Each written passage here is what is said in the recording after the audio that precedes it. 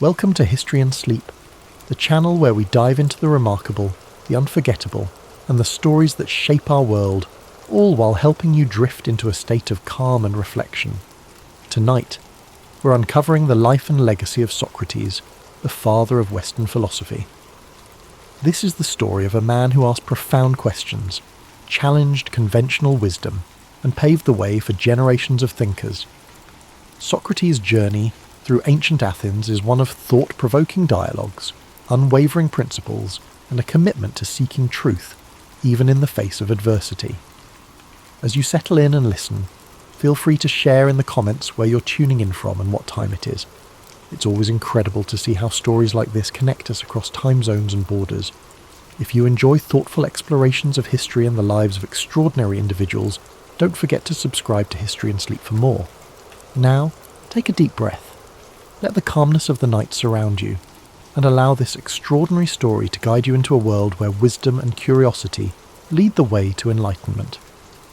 Over 2,000 years ago, in 469 BCE, Socrates was born in Athens, Greece. Athens was a city at the heart of the ancient world, a centre of art, culture, and intellectual thought. Socrates' early life, however, was modest. His father, Sophroniscus, was a stonemason, and his mother, Phaenarete, was a midwife. From these humble beginnings, Socrates would grow to become one of the most profound thinkers in human history. As a young man, Socrates likely followed in his father's footsteps as a stonemason, learning the craft of shaping stone and building structures. Yet, even then, his curiosity about the world and human nature set him apart. Socrates was not drawn to wealth or power. Instead, he found fulfillment in observing life, questioning beliefs, and seeking wisdom. Unlike many of his contemporaries, Socrates did not write books or leave behind written records of his teachings. Instead, we know about his life and philosophy through the writings of his students, particularly Plato. Through these accounts, we gain insight into Socrates' unique method of teaching and his relentless pursuit of truth. Socrates' approach to philosophy was deeply rooted in dialogue and inquiry. He believed that wisdom began with recognizing one's own ignorance. To him, admitting that we do not know everything opened the door to learning and growth. This idea became the foundation of the Socratic method, a process of asking and answering questions to stimulate critical thinking and uncover underlying truths. Socrates spent much of his life walking the streets of Athens, engaging in conversations with people from all walks of life. He would approach artisans, politicians, and everyday citizens, asking probing questions that challenged their assumptions and beliefs. These discussions were not meant to humiliate or demean, but to encourage reflection and deeper understanding. Despite his humble appearance, barefoot, dressed simply, and often unkempt, Socrates' intellect and charisma drew people to him. Many young Athenians admired his wisdom and became his students, eager to learn from his insights. However, his habit of questioning authority and exposing contradictions in people's beliefs also earned him powerful enemies. Socrates believed that a life worth living was one dedicated to virtue and the pursuit of truth. He often spoke of the importance of the soul and the need to care for it through ethical living. To Socrates, material wealth and social status were insignificant compared to the value of living a just and honourable life. Athens, during Socrates' lifetime, was a city in flux. It faced political turmoil, military conflicts, and shifting cultural values. Socrates' teachings, which encouraged critical thinking and challenged traditional norms, were seen by some as a threat to the stability of society. His questioning of the status quo made him a controversial figure, admired by many but also viewed with suspicion and hostility by others. In 399 BCE, when Socrates was 70 years old, he was brought to trial on charges of corrupting the youth and impiety, essentially for not recognizing the gods of Athens and introducing new ones. His accusers painted him as a dangerous influence who undermined the fabric of society. During his trial, Socrates stood firm in his beliefs.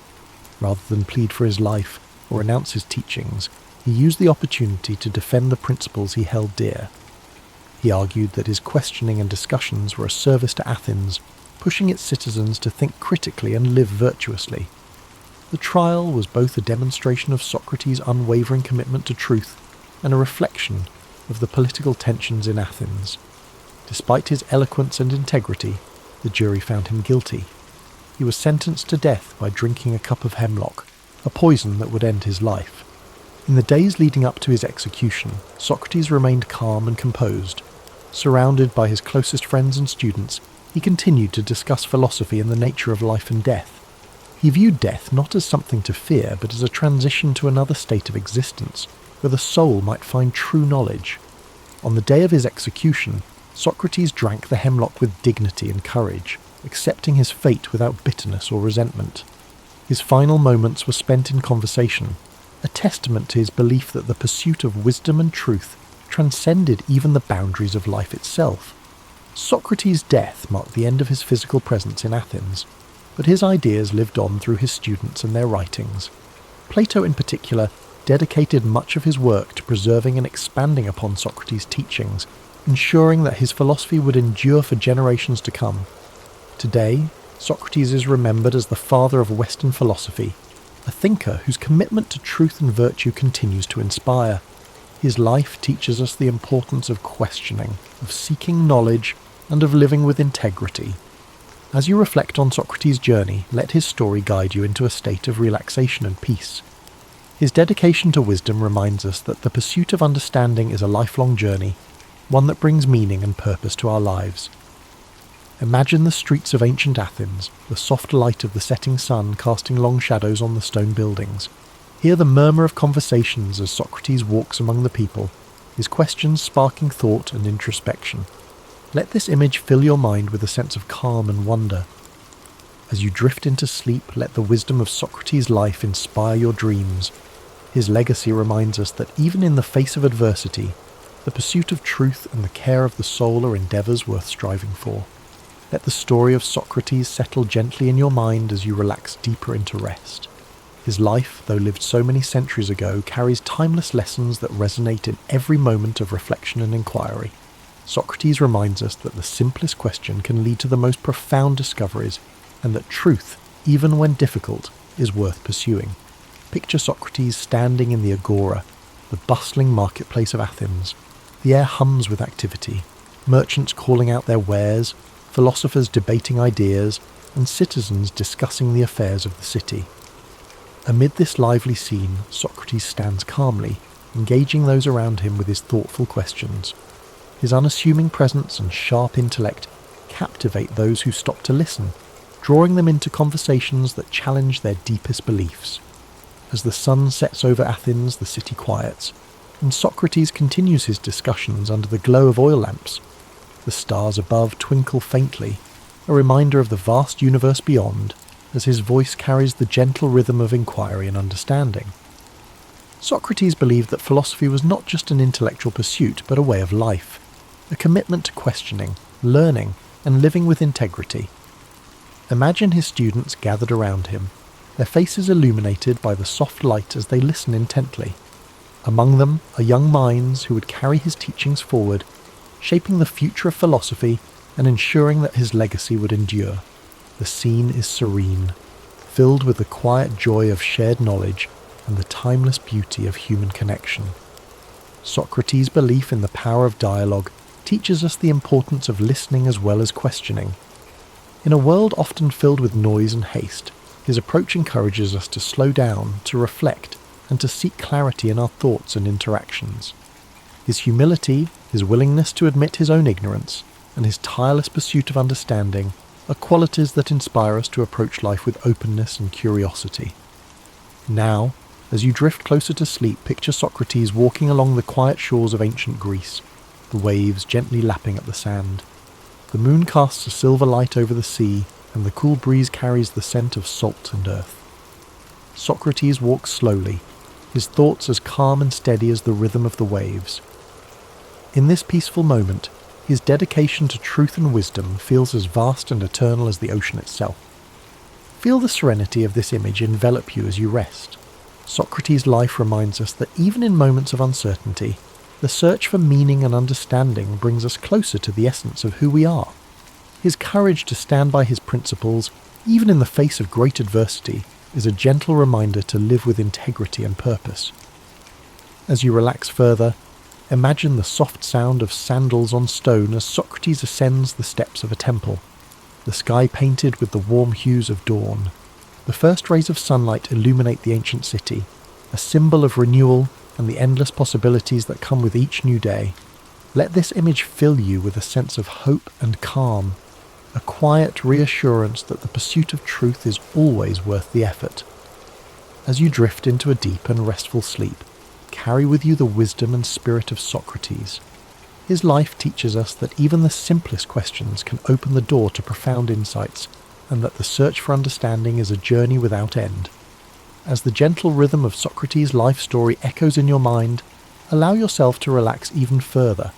His life, dedicated to the pursuit of wisdom and the betterment of the human soul, is a profound reminder that every question we ask is a step toward understanding the world and ourselves. Socrates believed that knowledge was not about having answers, but about the courage to ask and to seek. Picture the calm stillness of ancient Athens at night, the soft glow of lanterns lining narrow streets. Socrates, with his simple cloak draped over his shoulders, moves quietly among the people, his presence as humble as it is impactful. Each conversation he sparks is a journey into thought, a reminder to those around him that wisdom begins with wonder. Socrates' approach to life was marked by an unshakable commitment to virtue. He often spoke of the importance of living a life in harmony with one's values, of aligning actions with principles. To him, the care of the soul was the highest purpose, far more important than wealth, fame, or material success. This philosophy reminds us that true fulfillment comes not from external achievements, but from inner growth and ethical living. As you rest, let the wisdom of this teaching soothe your thoughts. The idea that our choices shape not just our lives, but the essence of who we are, encourages us to approach each moment with intention and care. Socrates' belief in the transformative power of self-reflection invites us to look inward, to nurture our inner lives with the same dedication and compassion we offer to others. Now imagine the gentle breeze of a spring morning in ancient Greece, the hills around Athens bathed in golden light. Socrates walks with his students along a quiet path, the sounds of birdsong and rustling leaves creating a peaceful symphony. Their conversation flows naturally, filled with questions and ideas that challenge and inspire. This idyllic scene captures the essence of Socrates' philosophy, a life lived in connection with nature, community, and the endless pursuit of knowledge. As you drift deeper into relaxation, think of Socrates' courage in facing the end of his life. His calm acceptance of his fate, his willingness to stand by his beliefs, even in the face of death, is a testament to the strength of his character. He taught his students not to fear death, but to view it as a natural part of existence. A transition that, like life itself, holds the potential for learning and growth. Feel the serenity of Socrates' perspective as it envelops you like a warm blanket. His unwavering faith in the value of a life well lived reminds us that even in moments of uncertainty, we can find peace by staying true to our values and seeking the truth within ourselves. His life, though marked by challenges, was ultimately one of profound purpose and enduring legacy. As the night deepens, imagine Socrates standing on a hill overlooking Athens, the city lights twinkling below like stars fallen to earth. The wind carries with it the faint sounds of laughter and conversation, the echoes of a city alive with thought and creativity. In this quiet moment, Socrates reflects on the beauty of a world filled with questions and possibilities. Let this image guide you into a deep, restful sleep. The story of Socrates reminds us that life's greatest journeys are not measured by distance, but by the depth of our exploration.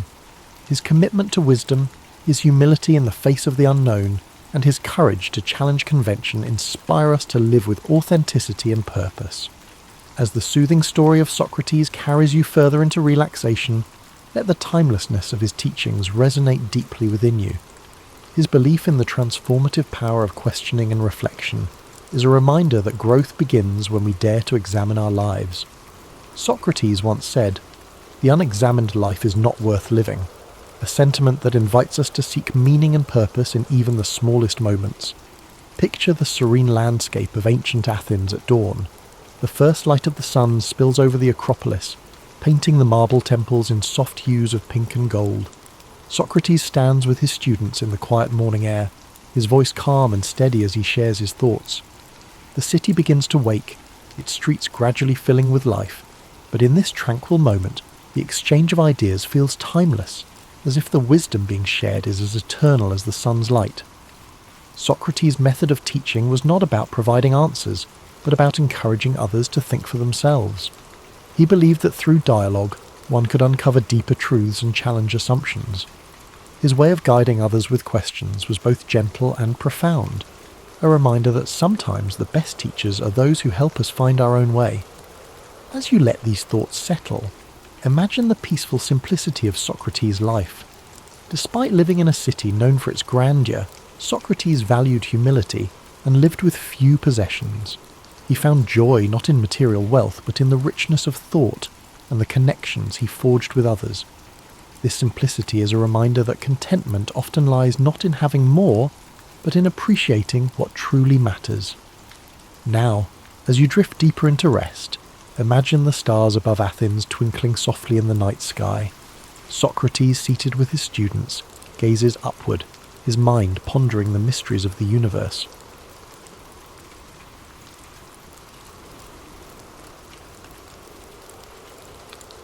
The story begins on a chilly, fog-laden night in early 20th century France, along the western front of World War I, where the air hangs heavy with the anticipation of dawn. Private James, our narrator, lies in his bunk, his breath forming gentle clouds in the cold trench air. The sounds of the night are a stark contrast to the usual cacophony of war. Instead, there's the distant hoot of an owl, the soft rustle of leaves, and the faint murmur of soldiers whispering are in the distance. This setting is not just a backdrop, but a character in itself, embodying the eerie calm before the storm, the quiet that envelops the battlefield. After the day's violence has subsided, the fog acts like a blanket, muffling the sounds of war, creating an almost otherworldly peace. This tranquility is deceptive, as beneath it lies the ever-present tension of conflict. James, with his soft-spoken narration, invites the listener into this world where every sound is magnified, every whisper carries weight. The trench, dug into the earth, serves as both a shelter and a prison, where soldiers find moments of introspection amidst the chaos. The night watch is not just about vigilance, but about embracing the silence that the war has temporarily yielded. Here, in this timeless space, James begins to share a tale, passed down from his grandfather, one that speaks of a patrol where silence was their weapon, their shield, and their solace. The setting thus sets the stage for a story where the war's harsh realities are softened by the quietude of the night, offering listeners a unique perspective on how soldiers found peace in the midst of conflict. The concept of the whispered patrol introduces listeners to a unique facet of warfare. During World War I, where stealth and silence were paramount, James explains how his grandfather was part of a specialised unit, trained not in the art of combat, but in the art of listening, observing, and moving undetected. These patrols were not about confronting the enemy, but about gathering intelligence through the subtlest means possible. In the silent, fog-shrouded no man's land, every whisper, every soft footstep could reveal more than any battle could. The patrol's mission was to slip through the lines, their presence almost ghostly, to listen to the murmurs of enemy plans, the clink of equipment, or the hushed tones of soldiers, sharing secrets they thought were safe from prying ears. This approach to reconnaissance was born out of necessity, in a war where every inch of ground was contested and conventional methods often led to immediate and deadly counterattacks. The whispered patrol was thus a testament to human ingenuity and the desire to survive, to understand the enemy not through might, but through silence. James narrates how his grandfather and his comrades would prepare for these missions, dressing in layers to minimize sound, using natural cover and communicating only in whispers or through hand signals, their breath barely a whisper in the cold air. This method of operation required immense patience, a deep understanding of human nature, and an acute awareness of one's surroundings. It was a psychological battle, as much as a physical one, where victory was measured, not in territory gained, but in secrets uncovered. The story unfolds with a sense of suspense, but it's a suspense born from the anticipation of discovery rather than confrontation. Through this narrative, listeners are invited to imagine the tension of moving silently through a landscape fraught with danger, where the rustle of a leaf or the soft crunch of earth underfoot could spell disaster. Here, in this tale, the war is not about the roar of cannons, but the quiet that follows, a profound respect for silence that defines the Whispered Patrol's legacy. As James dives deeper into his narrative, the listeners are immersed in the eerie, almost mystical journey of the Whispered Patrol through no man's land, that infamous strip of earth between enemy lines where life and death are separated by mere moments. His voice, calm and measured, paints a vivid picture of this desolate yet hauntingly beautiful landscape, where the fog serves as both a cloak and a canvas for the silent theatre of war. This journey is not just about traversing physical space, but about navigating through layers of fear, anticipation, and the profound solitude that comes with such perilous endeavours. His grandfather's patrol moves with a kind of spectral silence, each man a shadow among shadows, their movements choreographed by the necessity of stealth. They tread carefully, avoiding the remnants of the day's violence, the twisted metal of barbed wire, the deep craters left by artillery, the occasional stark reminder of life's fragility. In the form of a fallen comrade or foe, the fog softens these harsh realities, turning the battlefield into a ghostly tableau, where the lines between past, present, and the spectral future blur. The narrative captures the sensory experience of this journey, the crunch of frozen mud underfoot, the damp, earthy smell that permeates the air, the cold that creeps through their layers of clothing. Each step is deliberate, each pause filled with the intent listening, for signs of life or danger from the opposing side. James describes how his grandfather would sometimes stop, kneeling to the earth, ear pressed against the ground, trying to catch the vibrations of enemy movements, or perhaps the distant, muted sounds of a camp stirring. This part of the story is rich, with the tension of the unknown, where every rustle or whisper could signify the end, or a chance for survival. The patrol navigates by the stars, their only light sources, which twinkle indifferently above this silent war. The journey through no man's land becomes a metaphor for the soldier's own internal battles, the struggle to remain silent, to keep fear at bay, to maintain that thread of humanity in a place where death is an ever-looming presence. The emotional landscape is as challenging as the physical one. The men share a bond, forged in the silence, where words are unnecessary. An understanding is communicated through glances, through the shared weight of their mission. Here, in this no man's land, the war's brutality is momentarily eclipsed by the profound stillness, offering rare moments where one could almost forget the violence that awaits at dawn. Each man confronts his solitude, his fear, and yet there's a peculiar peace in this silence, a peace that comes from knowing they are part of something larger, something that transcends the immediate horrors of war. This patrol, this journey, is a testament to human resilience, to the ability to find beauty and quietude amidst chaos, to engage in a silent dance with death, where every step is a choice between survival and surrender. James continues his tale, his voice low and steady, recounting the night when his grandfather's whispered patrol came upon an unexpected presence in the fog-shrouded no man's land. He explains how, as they moved with the silence of the night, they suddenly became aware of another soldier, an enemy, not through sight, but through the faintest of sounds, a breath, the soft rustle of movement. The patrol stopped, and his grandfather, leading the way, stood still, listening intently. They could hear the enemy's presence, perhaps as startled by them as they were by him.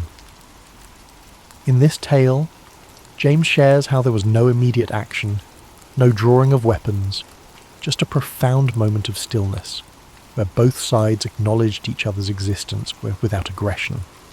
His grandfather would later describe how they all stood there, in the thick, eerie silence, understanding that they were not just enemies, but soldiers, men with families, hopes, and fears, all caught in the same terrible dance of war. The story goes on to detail how, instead of engaging in combat, there was this silent agreement to pass each other by. His grandfather recounted how they exchanged a look, a slight nod, an unspoken truce in the midst of conflict. This moment, James narrates, was about the recognition of the other's humanity, a rare instance where the sounds of war were silenced by the quiet acknowledgement of shared human experience.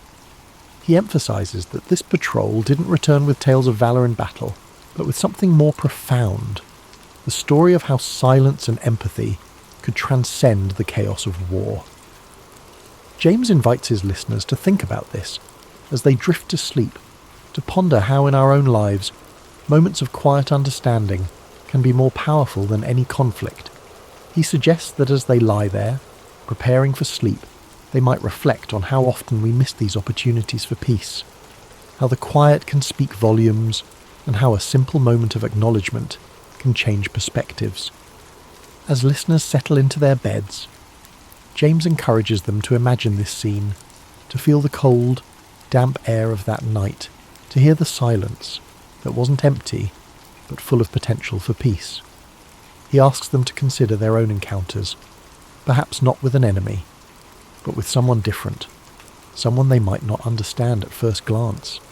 How might their lives change if they approach these moments with the same silence and respect his grandfather's patrol did?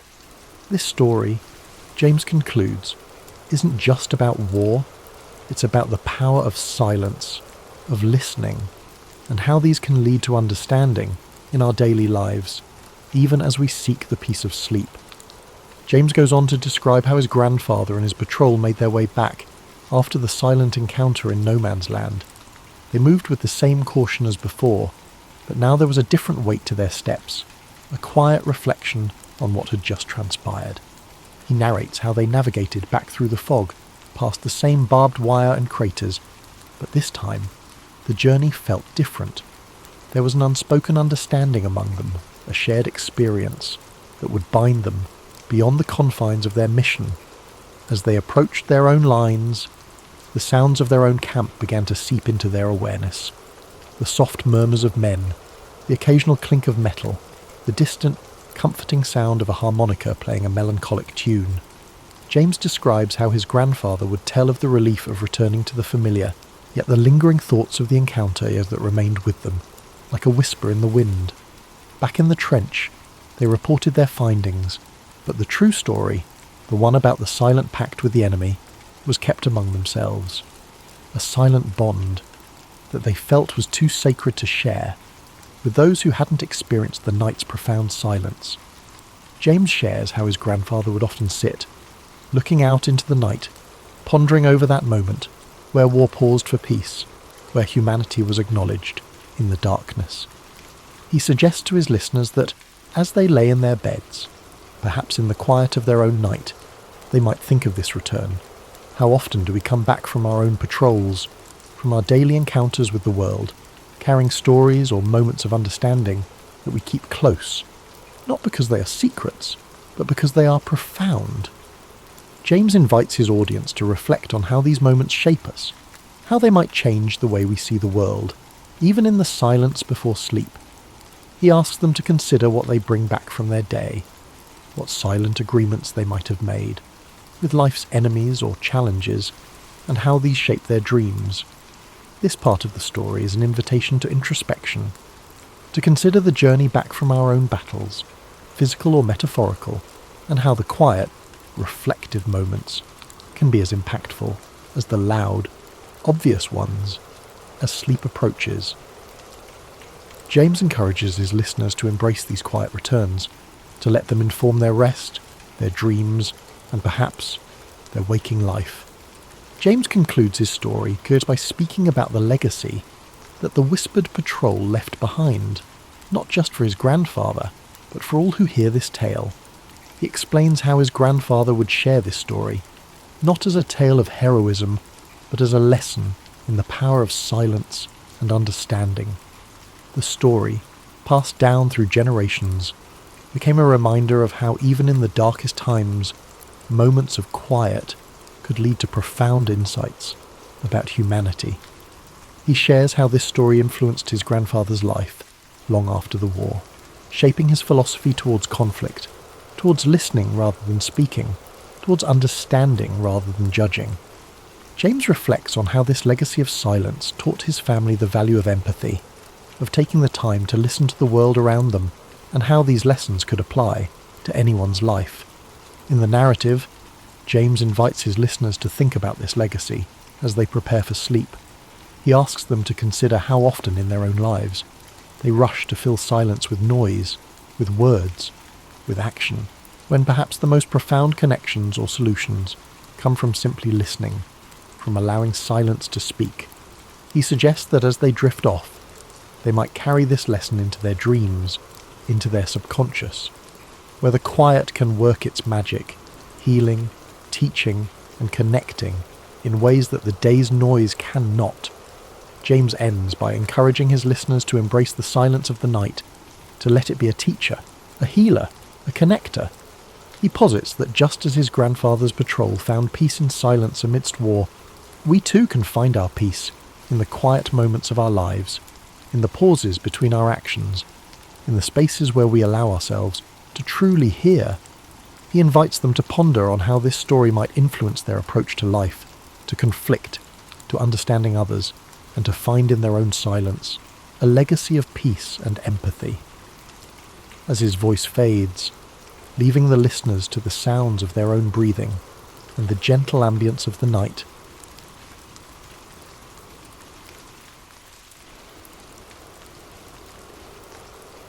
for over a millennium, Constantinople stood as a marvel of human ingenuity and resilience.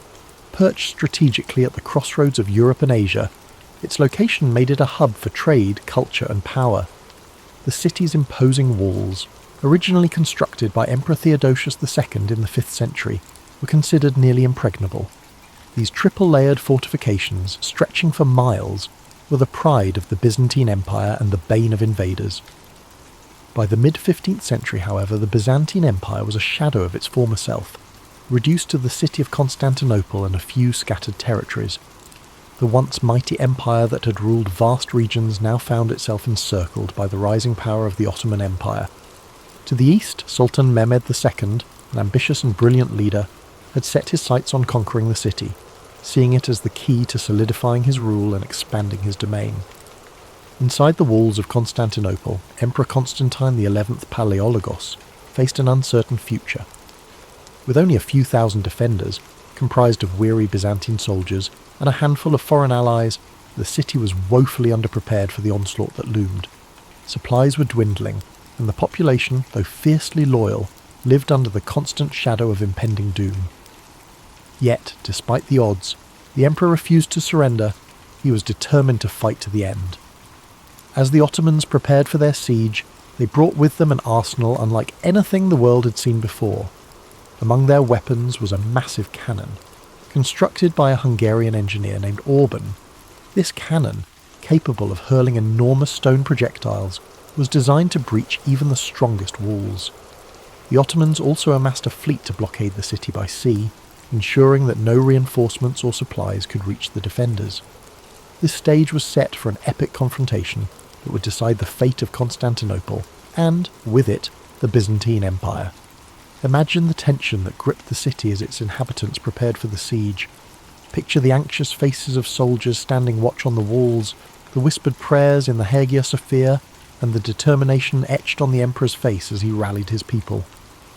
As you visualize the city on the brink of one of history's most defining moments, let its story remind you of the face of overwhelming odds.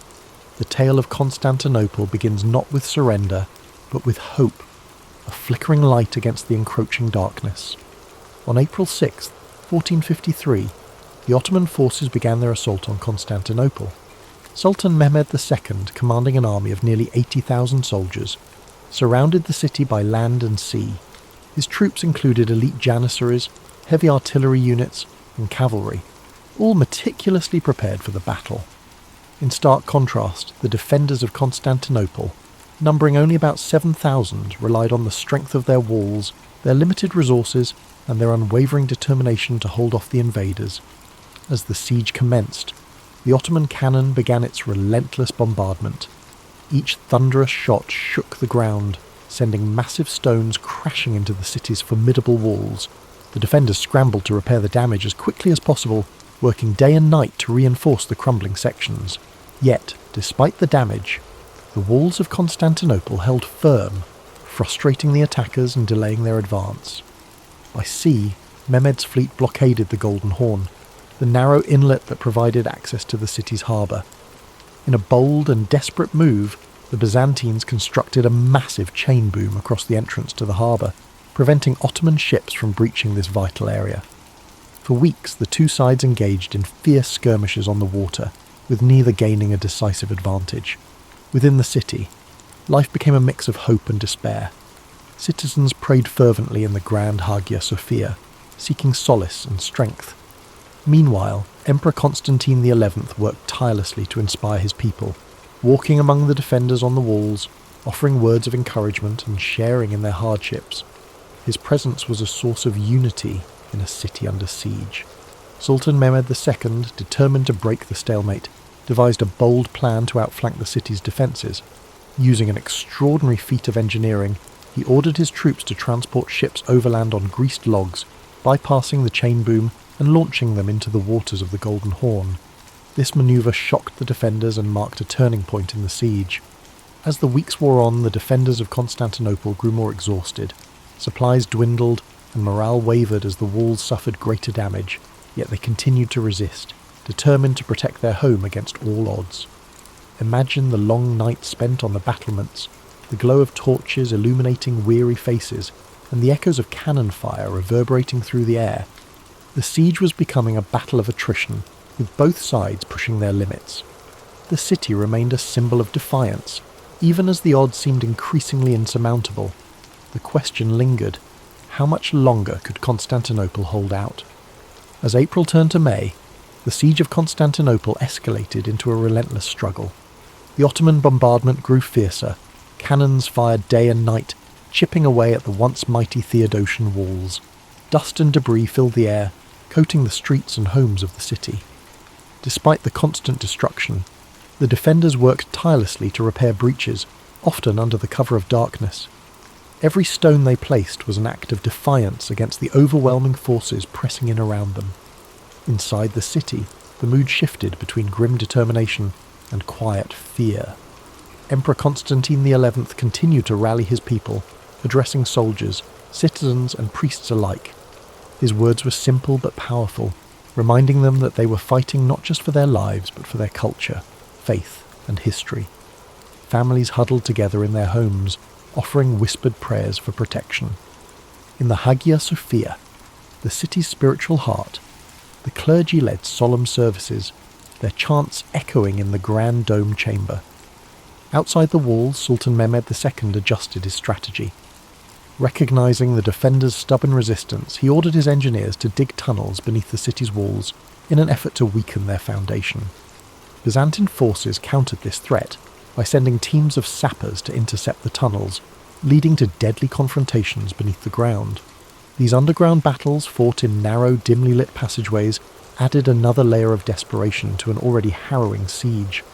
The Ottomans also intensified their efforts on the Golden Horn. The fleet, now partially inside the harbour thanks to Mehmed's audacious manoeuvre, launched a series of attacks on the Byzantine navy. The defenders fought valiantly, using fire ships and skilled tactics to hold off the superior Ottoman fleet. But their resources were stretched thin, and each victory came at a high cost. The city's residents faced growing hardships. Food supplies dwindled, forcing strict rationing and leading to widespread hunger. The constant noise of the siege, cannon blasts, the clash of swords, and the cries of battle made restful sleep nearly impossible, and yet the people endured, drawing strength from their shared purpose and their leaders' unyielding resolve.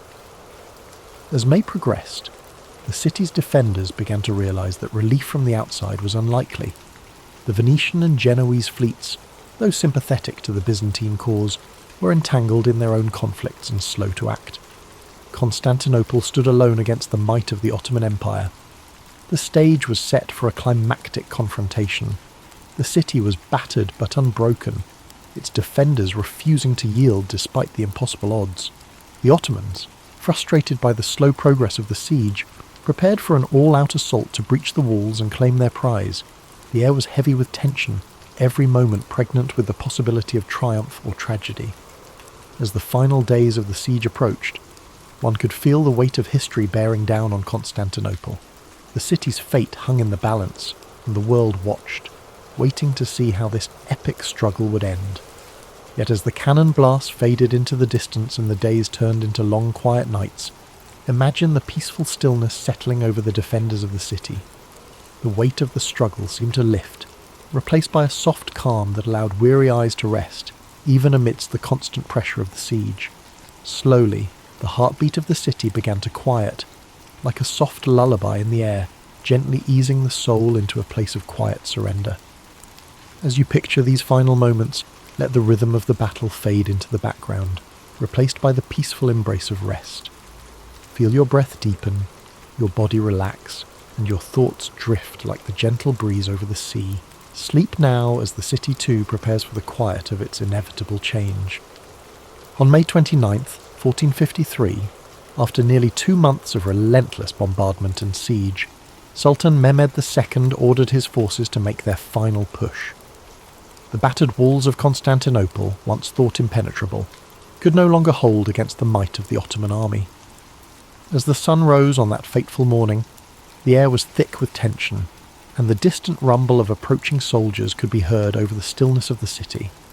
The defenders, though exhausted and outnumbered, had one final opportunity to hold the line.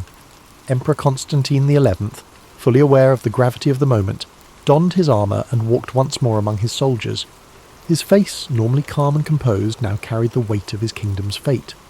The emperor's rallying cry was simple: freedom or death, and he urged his soldiers to fight for their city and for their lives. Meanwhile, on the Ottoman side, Sultan Mehmed II had prepared for this day with meticulous care. His engineers worked tirelessly to breach the walls using battering rams, and his elite Janissary troops positioned themselves to take the city by force. A final, massive cannon barrage rang out across the city as the Ottomans made their move. With each blast, the walls of Constantinople groaned, and the defenders scrambled to repair what they could, but the damage had taken its toll. At the same time, the Ottoman fleet, now fully in position within the Golden Horn, moved to blockade the last remaining escape routes by sea. Constantinople, once a beacon of power and culture, was now a city trapped. Its streets, filled with the sounds of combat, became narrow avenues of despair and defiance. As the battle raged in the city, the defenders fought valiantly, but it was clear that the odds were stacked against them. The walls were crumbling. The artillery had breached a gap large enough for the Ottoman forces to swarm in. The fighting grew fiercer, house by house, street by street, as the city's residents and soldiers tried to push back the invaders, but there were too many Ottomans, and their determination to conquer the city was overwhelming. As the day wore on, the fate of Constantinople was sealed.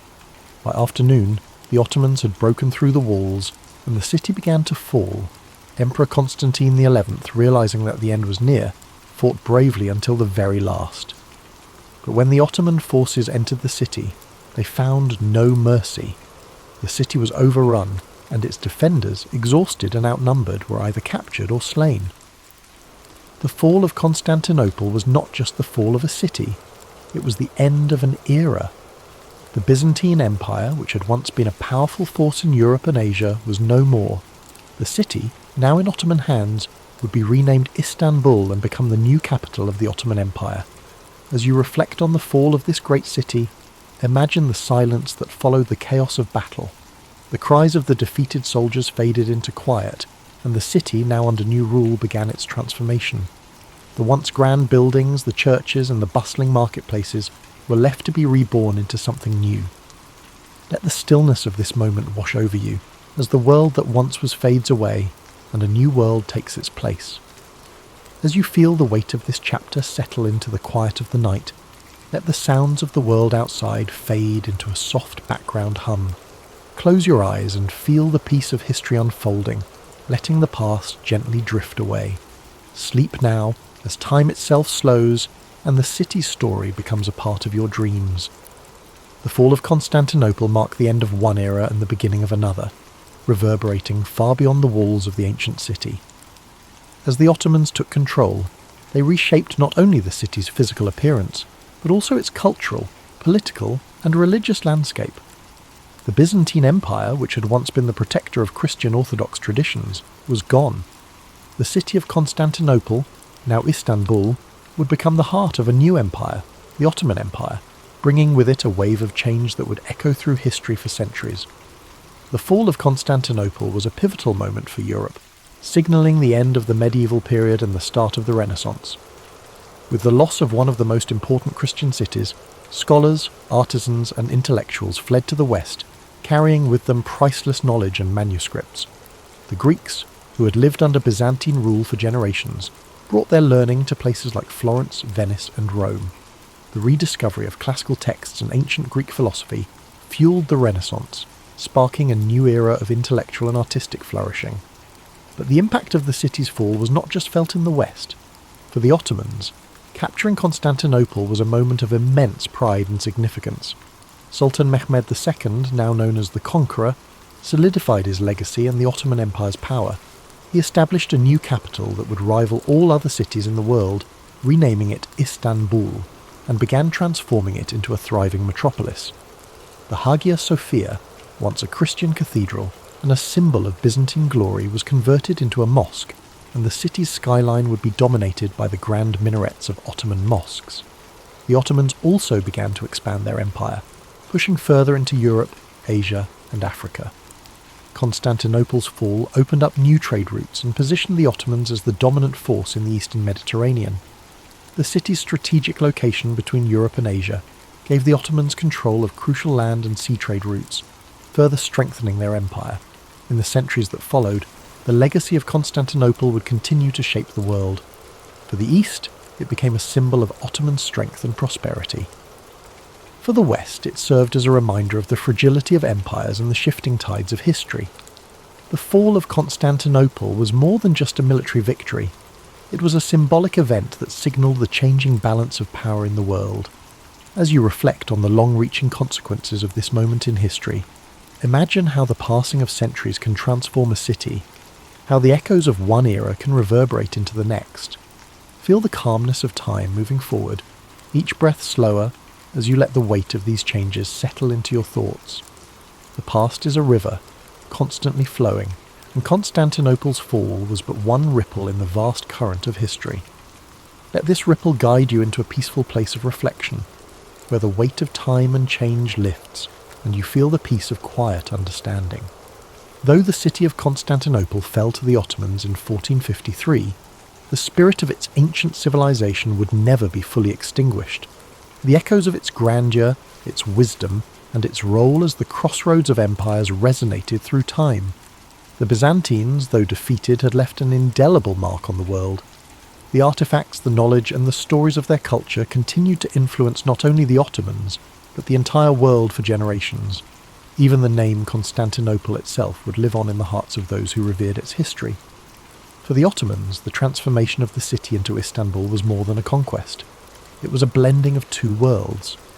The Greek Orthodox and Christian heritage of Constantinople mixed with the Islamic Ottoman culture, creating a rich and diverse society that would flourish for centuries.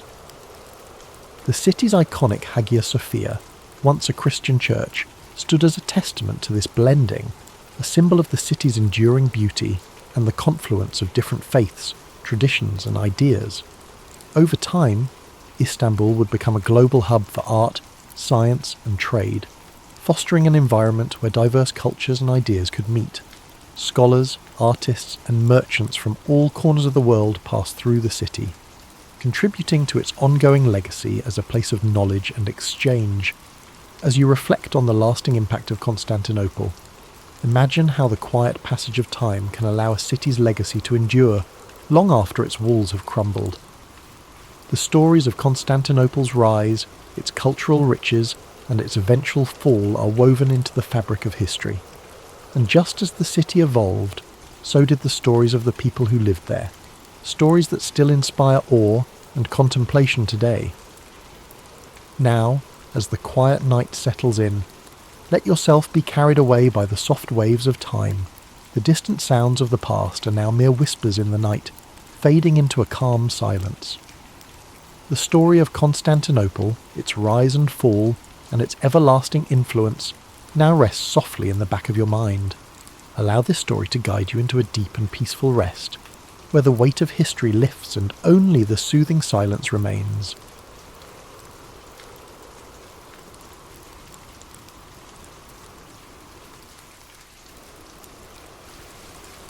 Aristotle's story begins over 2,000 years ago, in 384 BCE, in the ancient city of Stagira, located in northern Greece.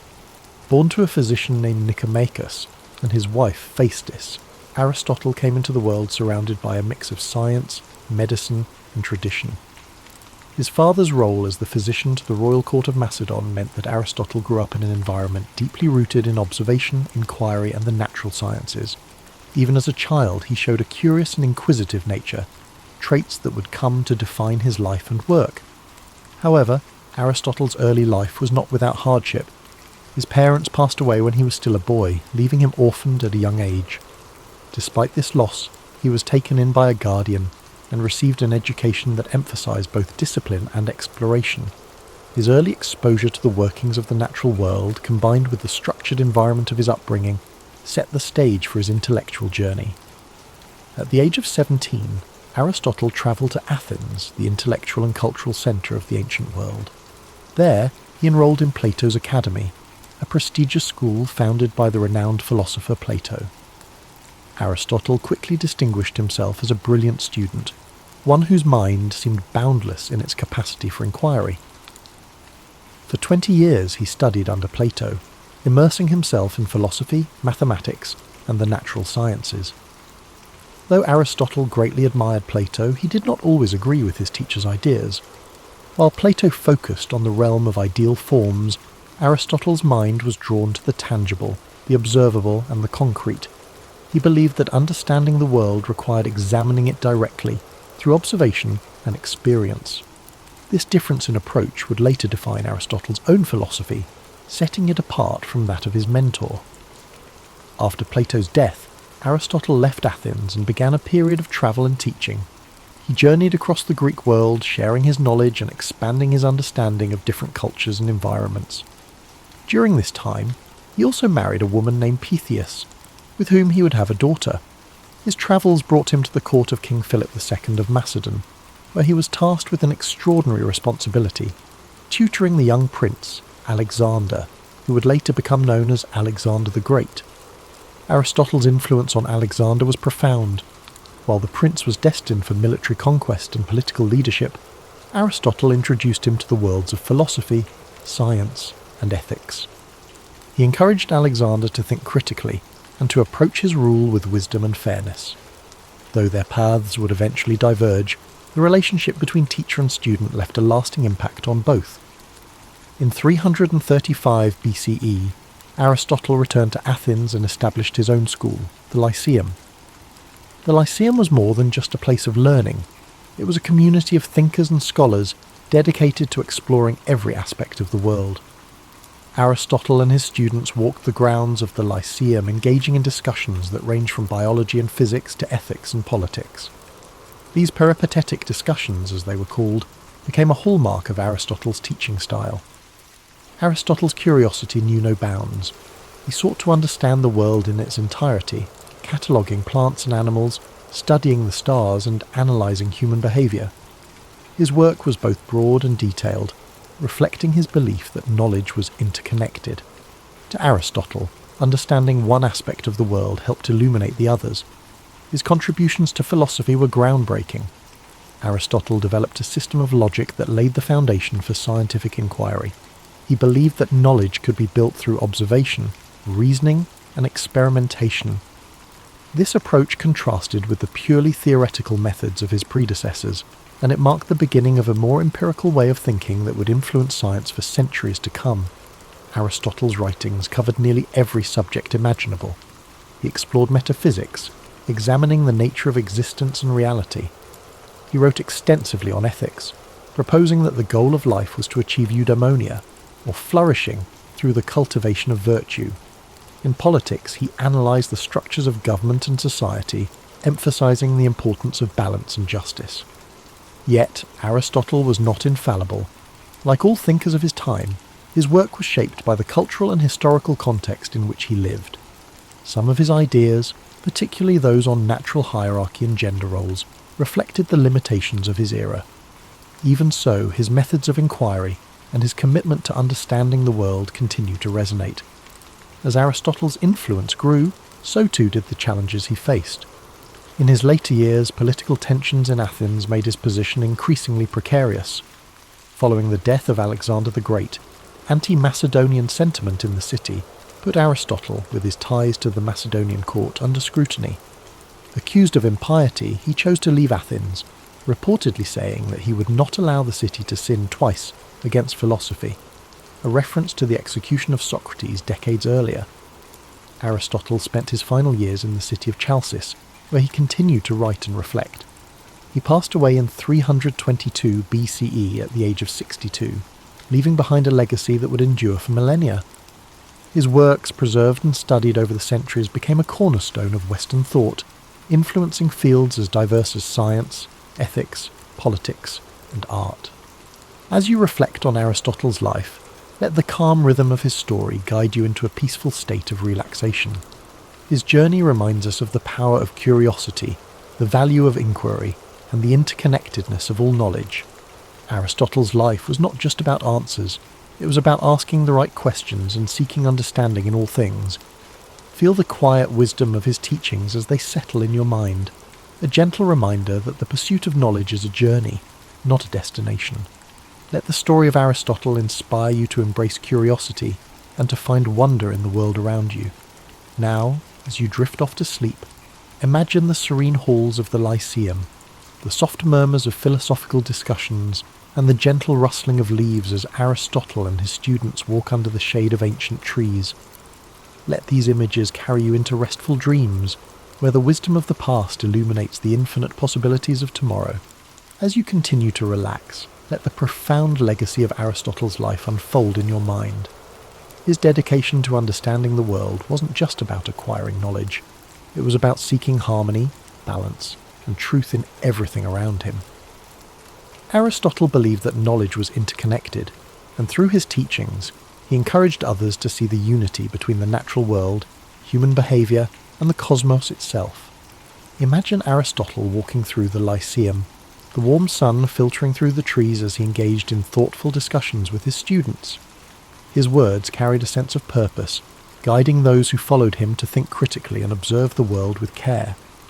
These walks, known as peripatetic lectures, were not just a means of sharing knowledge, they were a journey of discovery, where every step brought new insights and understanding. Aristotle's influence reached far beyond his own lifetime. His writings were preserved and studied by scholars throughout history, shaping the foundations of many disciplines. In the Middle Ages, his works became central to both Islamic and European philosophy, earning him the title of the philosopher among medieval scholars. His contributions to logic, ethics, and the natural sciences provided a framework for future thinkers, from Thomas Aquinas to Galileo Galilei. In the realm of ethics, Aristotle's concept of virtue remains timeless. He believed that the key to a fulfilling life was finding the balance between extremes, a concept he called the golden mean. For Aristotle, courage lay between recklessness and cowardice, generosity between stinginess and extravagance. This philosophy of moderation offers a calming and thoughtful perspective, reminding us that harmony often lies in balance. As you reflect on these teachings, let their wisdom bring a sense of calm and clarity. The idea that life's challenges can be approached with balance and thoughtfulness is a comforting reminder that, even in times of uncertainty, there is a path forward that brings peace and understanding. Aristotle's work on the natural sciences was equally revolutionary. He believed that observation and experience were the keys to understanding the world. He meticulously studied plants, animals, and celestial phenomena, striving to uncover the principles that governed their existence.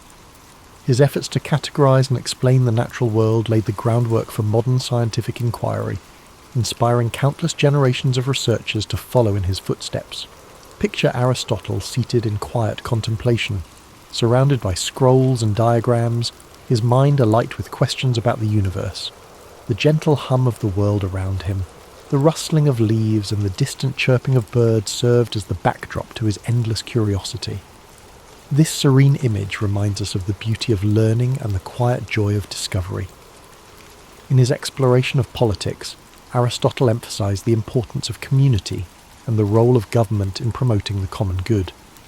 He studied different forms of governance, analyzing their strengths and weaknesses. His belief that humans are political animals underscores our innate desire for connection and cooperation. Aristotle's insights into the nature of society encourage us to think deeply about the ways we interact with one another and the systems we create to support our collective well-being. As the rain falls gently outside your window, imagine the ancient world Aristotle inhabited, a world filled with wonder, where the mysteries of existence invited exploration and understanding. Let his story remind you that curiosity is a gift, one that opens the door to endless possibilities. Now, as you drift deeper into relaxation, picture the stars shining above the Lyceum, their light guiding Aristotle and his students as they pondered the mysteries of life. The gentle rhythm of their footsteps, the soft murmur of their voices, and the stillness of the night create a peaceful atmosphere, one that invites you to find rest and serenity in your own journey. Aristotle's life was a testament to the power of inquiry, the joy of discovery, and the interconnectedness of all things. His teachings remind us that knowledge is not just about understanding the world, it's about finding our place within it and striving to live in harmony with ourselves and others. Let the quiet wisdom of Aristotle's journey settle into your thoughts as you rest. His legacy is not just one of intellectual brilliance, but of a life deeply dedicated to understanding the beauty and complexity of existence. Aristotle saw the world not as a collection of separate pieces, but as an intricate tapestry, where each thread is connected to the others in profound and meaningful ways. Imagine the calm serenity of ancient Greece, the golden sunlight cascading over the white stone columns of the Lyceum as Aristotle strolled its pathways, surrounded by students eager to learn. They debated, questioned, and explored every aspect of life, from the nature of the stars above to the behaviour of the animals in the fields nearby. Their conversations were filled with curiosity and wonder, a reflection of Aristotle's belief that every question, no matter how simple or complex, was worth pursuing. Aristotle's ability to bridge different disciplines was one of his greatest strengths. He saw no boundary between science and philosophy, ethics and politics, or art and nature. To him, everything was interconnected, part of a greater whole that deserved to be studied and understood. This holistic view of the world is a reminder of the beauty that lies in seeing the bigger picture, in understanding that each small piece contributes to something far greater than itself. As you drift further into relaxation, let the harmony of Aristotle's teachings bring you peace. His philosophy of balance and moderation encourages us to find calm in the chaos, to seek the middle ground where we can flourish. The idea of the golden mean is not just a guide for making choices, it is an invitation to live with grace and intention, to approach life with a steady and thoughtful heart. Picture Aristotle at his desk, surrounded by scrolls and notes, the flickering light of a lantern illuminating his work. The quiet hum of the night provides the perfect backdrop for his thoughts, as he meticulously records his observations and ideas. Each stroke of his pen represents a step forward in humanity's understanding of the world. This image is a reminder that even the grandest achievements begin with quiet moments of reflection and dedication. Aristotle's life was also a testament to resilience.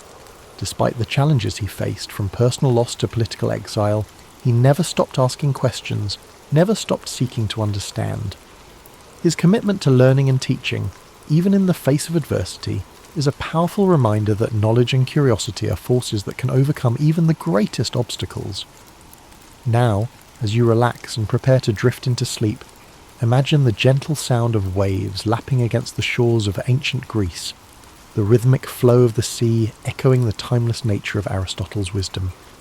His story reminds us that the search for knowledge is an endless journey, one that brings us closer not only to the world around us, but also to ourselves.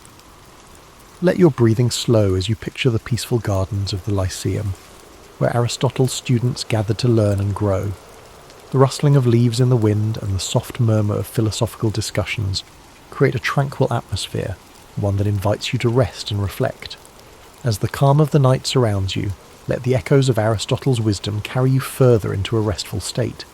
His life's journey reminds us of the power of patience and persistence, the idea that true understanding unfolds slowly, like the petals of a flower opening to the morning sun. Each step he took, each question he asked, was a step toward unravelling the mysteries of life.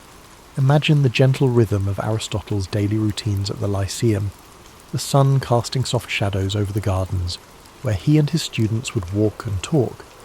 The air would have been filled with the scent of blooming flowers and the distant sound of birds singing, creating a serene environment for thought and reflection. It was in these simple, unhurried moments that some of the most profound ideas in human history were born. Aristotle's approach to life and learning reminds us that it's okay to take our time, to explore the world with curiosity and wonder. He understood that knowledge is not something to be rushed. It is a lifelong journey, one that unfolds gradually and beautifully. This philosophy of patience and exploration is one we can carry with us, a gentle reminder to approach our own lives with care and intention.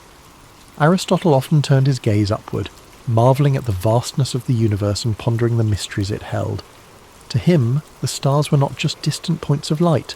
They were part of a grand, interconnected cosmos, a reminder of our place within something far greater than ourselves. Let this thought bring you a sense of peace and wonder as you rest. Aristotle's teachings also emphasized the importance of community and connection. He believed that humans are social beings, meant to live and work together in harmony. His ideas about politics and ethics were grounded in this belief, highlighting the value of cooperation, fairness, and mutual respect. These principles continue to resonate, reminding us of the importance of building strong, supportive relationships with those around us. As you relax further, imagine the soft murmurs of conversation in the Lyceum, the voices of students and scholars blending together in a gentle symphony of learning. The warmth of their shared curiosity and the strength of their connections created an environment where ideas could flourish.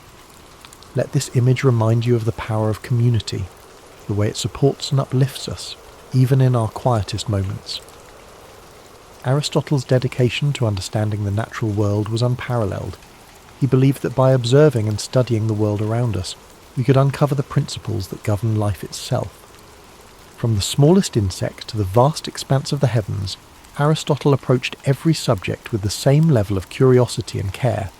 His work laid the foundation for countless discoveries, inspiring generations of thinkers to explore and question. Now, as you drift closer to sleep, picture Aristotle walking along a quiet beach at sunrise, the waves gently lapping at the shore. The golden light of dawn illuminates his path, a symbol of the new ideas and possibilities that each day brings. This peaceful scene reflects the quiet strength of his mind and the endless potential for discovery that lies within us all.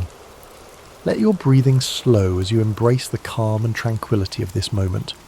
The story of Aristotle's life is one of resilience, curiosity, and an unyielding desire to understand. His teachings remind us that no matter how complex the world may seem, there is always beauty to be found in the search for knowledge. As you fall into a deep, restful sleep, let the timeless wisdom of Aristotle's journey inspire your dreams.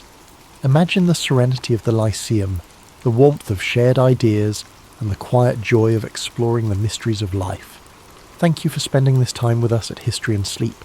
May your dreams be peaceful and filled with wonder. Sweet dreams, and we look forward to seeing you again soon.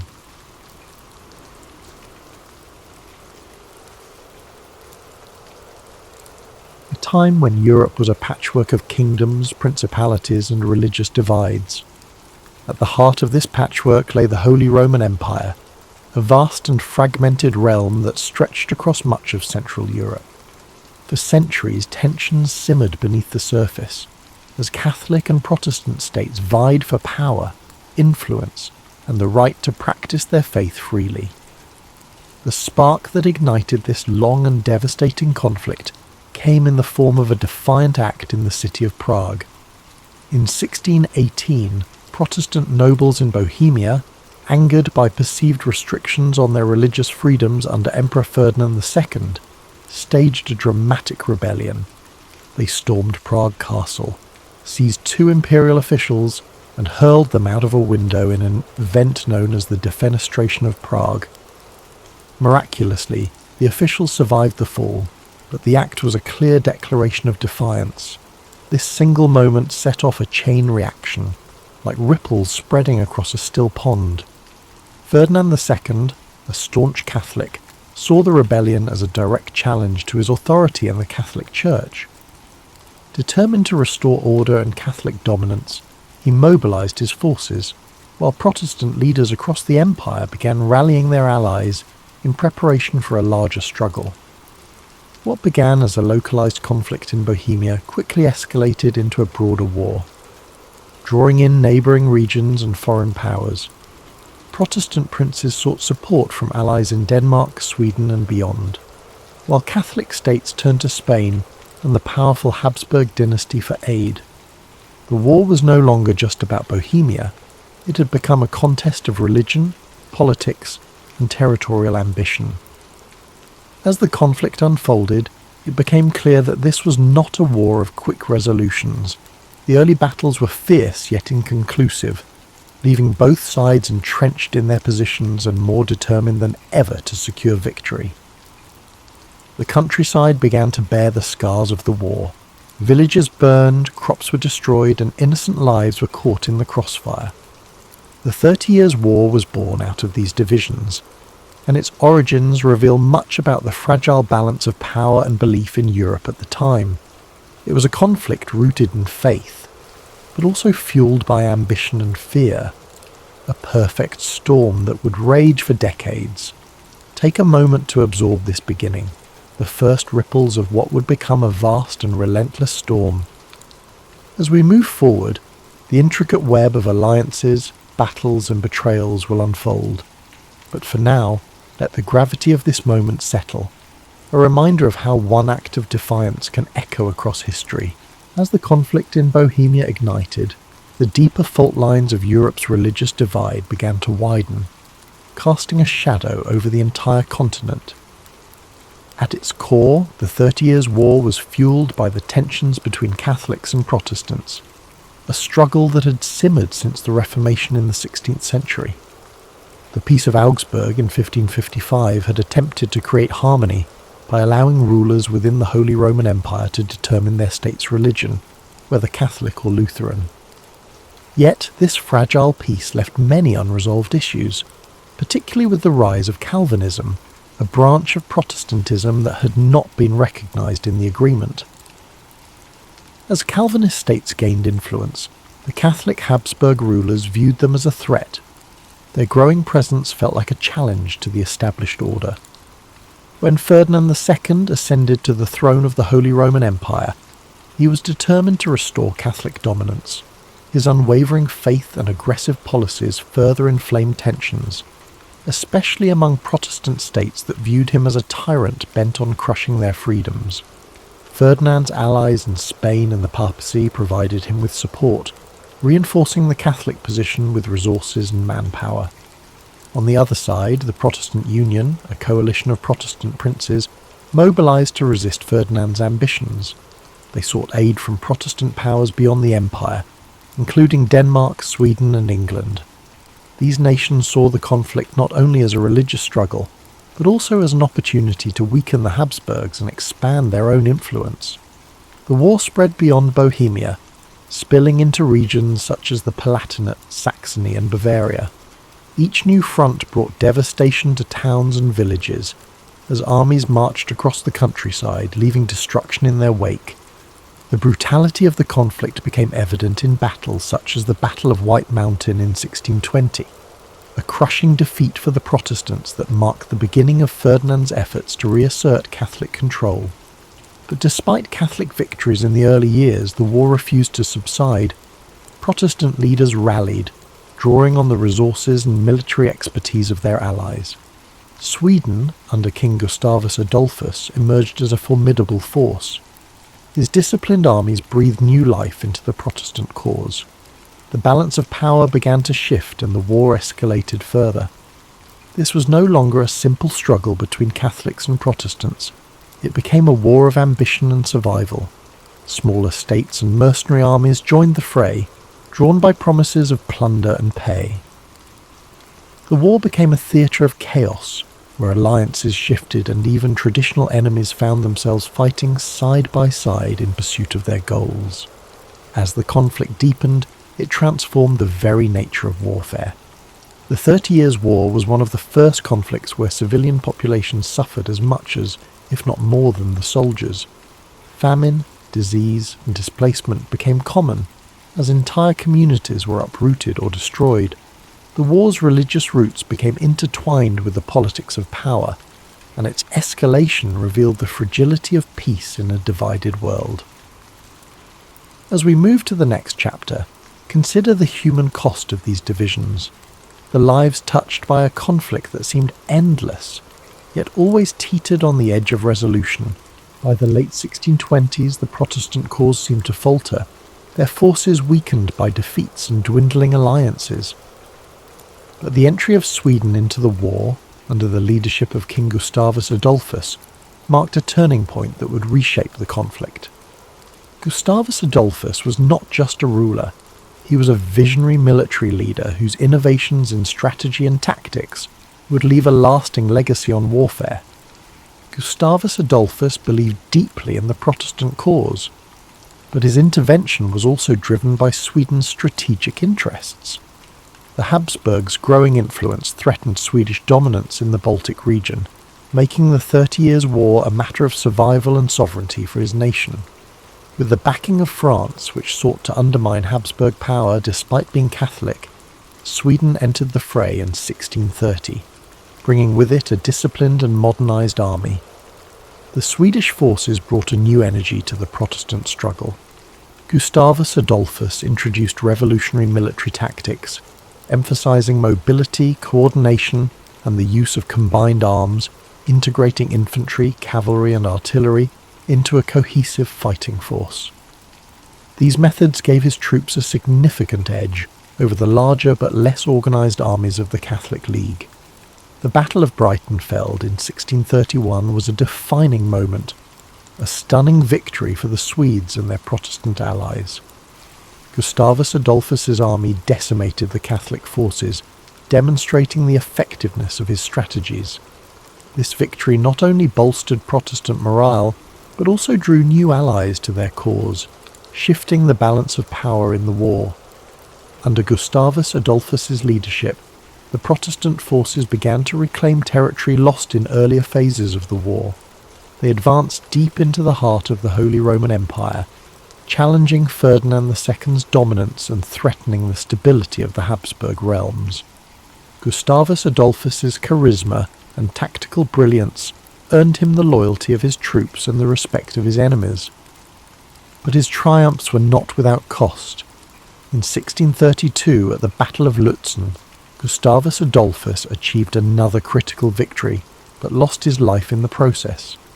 His death was a severe blow to the Protestant cause, yet his legacy endured.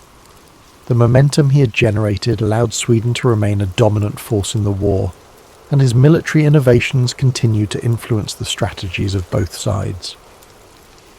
As Sweden's intervention reshaped the war, the conflict grew even more complex.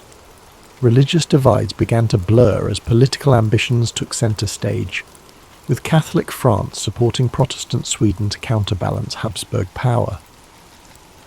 This shifting landscape of alliances revealed the deeper currents driving the war, a struggle not just of faith, but of power and control over Europe's future.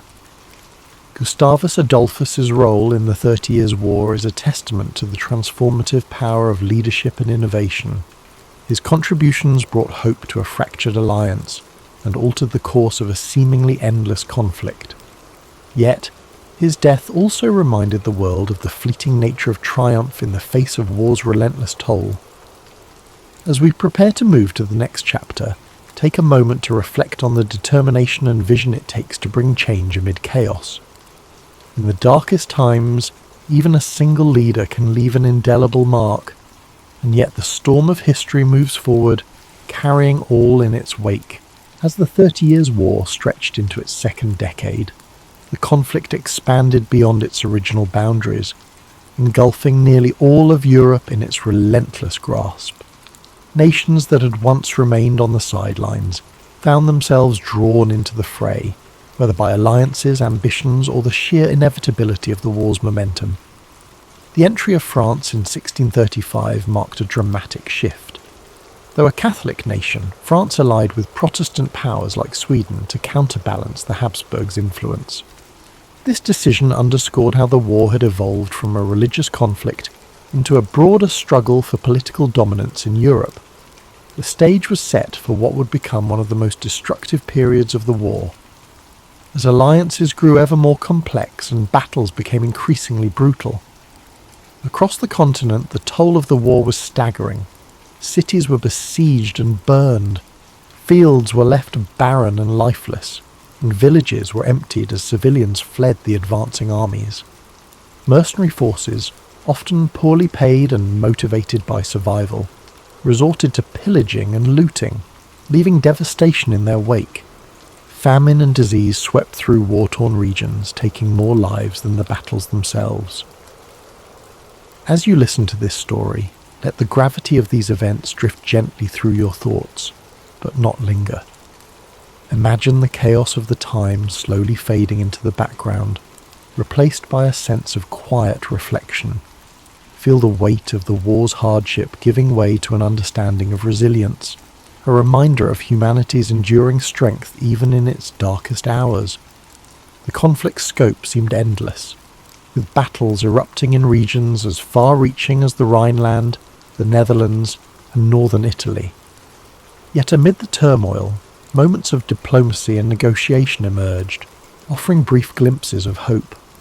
Peace talks began to take shape, though they were slow and fraught with challenges, reflecting the deep divisions and mistrust among the warring parties. Let these moments of negotiation remind you that even in the midst of chaos, there are always efforts toward resolution. Allow yourself to relax further, your breath steady and calm, as if tracing the contours of history's slow march toward peace. As we move deeper into the story, the resilience of the people and the shifting tides of war remind us of the impermanence of struggle. Take this moment to let your mind ease. Let the complexity of the 30 Years' War unravel gently, leaving you with a sense of quiet perspective and peace. After nearly 3 decades of relentless conflict, Europe began to seek an end to the devastation. The 30 Years' War had taken a toll unlike any before it. Economies were ruined, lands were ravaged, and millions of lives had been lost. By the early 1640s, the warring nations realized that no decisive victory was in sight. The war had devolved into a stalemate of exhaustion. Thus began the long and complex journey toward peace, through the negotiations that would culminate in the Peace of Westphalia. The Westphalian negotiations were unprecedented in their scope and ambition. For the first time in European history, nearly all major powers gathered to discuss terms of peace. Delegates from Catholic and Protestant states, as well as representatives from France, Sweden, Spain, and the Holy Roman Empire, met in the towns of Münster and Osnabrück. These talks would last for years, reflecting the complexity of the issues at hand and the deep mistrust between the parties. As the negotiations unfolded, the participants wrestled with questions of religion, sovereignty, and the balance of power. The Peace of Westphalia sought to establish a new order in Europe, one that would recognize the religious and political realities that had emerged from the war. Protestant and Catholic states agreed to a form of mutual tolerance, reaffirming the principle that rulers could determine their state's religion, while also granting greater freedoms to minority faiths. The treaty also redefined the concept of sovereignty. It marked the beginning of the modern state system. where nations recognized each other's territorial boundaries and agreed not to interfere in one another's internal affairs. This idea of state sovereignty would become a cornerstone of international relations for centuries to come. While the Peace of Westphalia brought an end to the 30 Years' War, its provisions were not without compromise. No side emerged as a clear victor, and many of the underlying tensions remained unresolved. Yet, the treaty succeeded in ending the immediate bloodshed and creating a framework for coexistence in a fractured Europe. As you listen to the conclusion of this chapter, let the idea of resolution fill your thoughts. Picture the weary negotiators coming together after years of strife, finding common ground in the hope of a better future. Let this image remind you that even in the most challenging times, peace is always within reach. The road to peace was long and arduous, yet it proved that dialogue and compromise can overcome even the deepest divisions. Allow this lesson to settle within you as you relax further, your mind at ease, as the echoes of war fade into the calm promise of resolution. As the Peace of Westphalia brought an end to the 30 Years' War, Europe began to rebuild from the ashes of its most devastating conflict. The war left an indelible mark on the continent, shaping the course of history in profound ways. Nations that had been battered and broken emerged with new identities, while the concept of sovereignty laid the foundation for the modern nation-state system. The war's legacy extended beyond politics and borders. It changed the way conflicts were waged, highlighting the immense cost of prolonged war and the devastating impact on civilian populations. The lessons of the 30 Years' War echoed across generations, reminding humanity of the importance of diplomacy, tolerance, and restraint. This story of destruction and eventual reconciliation carries a timeless message. Even in the darkest of times, there is always a path forward, a path forged through perseverance, negotiation, and the willingness to find common ground. The 30 Years' War may have scarred Europe, but it also served as a turning point, proving that peace, though hard won, is always worth striving for. As we close this chapter of history, take a moment to reflect on the resilience of the human spirit. Let the story of the 30 Years' War remind you of the strength found in unity and the power of resolution. Think of the nations and individuals who rebuilt after so much loss, their journey, though difficult, leading to a more stable and interconnected future.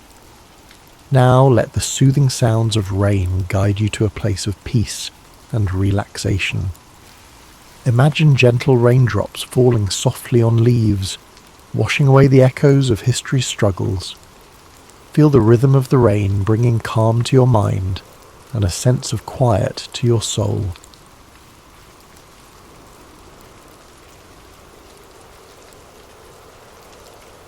Welcome to History and Sleep, the channel where we dive into the remarkable, the unforgettable, and the stories that shape our world, all while helping you drift into a state of calm and reflection.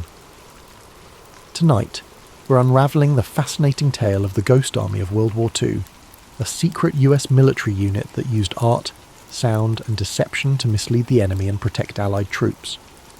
This is the story of how creativity and ingenuity became powerful weapons on the battlefield, a tale of artists, actors, and engineers who turned illusion into a life-saving strategy during one of history's darkest chapters.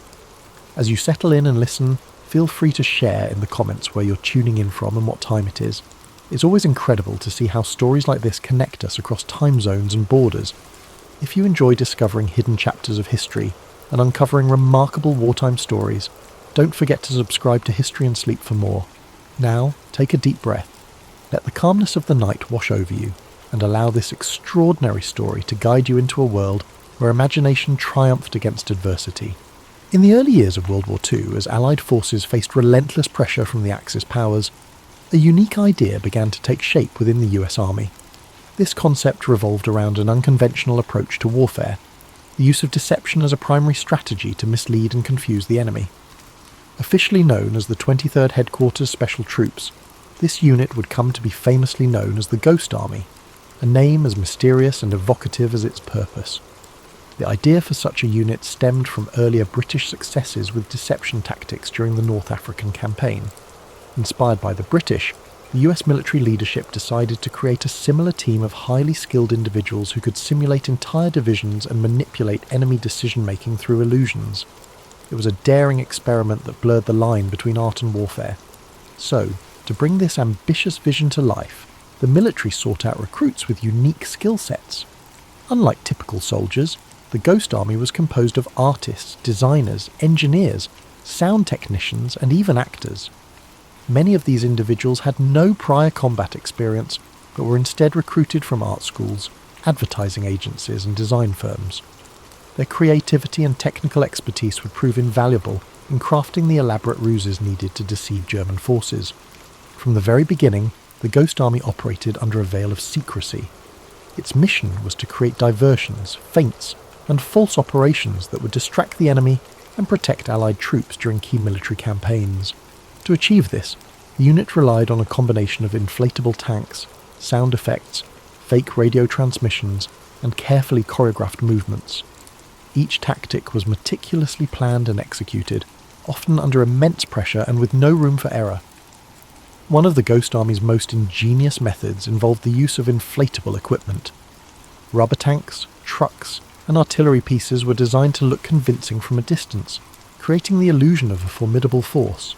These decoys were lightweight and portable, allowing the unit to set up and dismantle fake encampments in record time.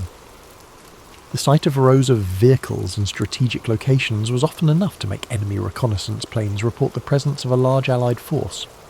But visual deception was only one part of the equation. The Ghost Army also employed sophisticated sound technology to enhance their illusions. Using state-of-the-art recording equipment, they created audio tracks of rumbling tanks, marching soldiers, and the din of a bustling military base. These sounds were played through powerful speakers mounted on trucks, which could project the noises up to 15 miles away.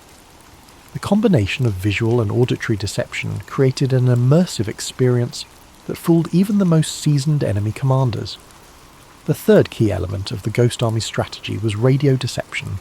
Skilled operators mimicked the communication styles and routines of real Allied divisions, transmitting fake orders and messages to confuse German intelligence.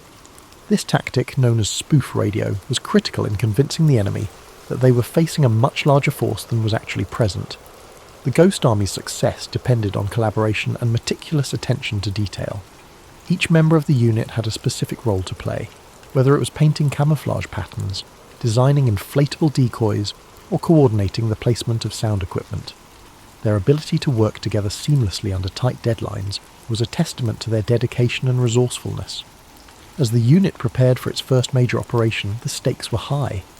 The Ghost Army had been entrusted with a mission that could determine the success or failure of the broader Allied campaign. Despite the pressure, the men and women of the Ghost Army approached their work with a sense of purpose and creativity that set them apart. This unconventional army, born from a blend of grit and necessity, would go on to play a pivotal role in the Allied victory.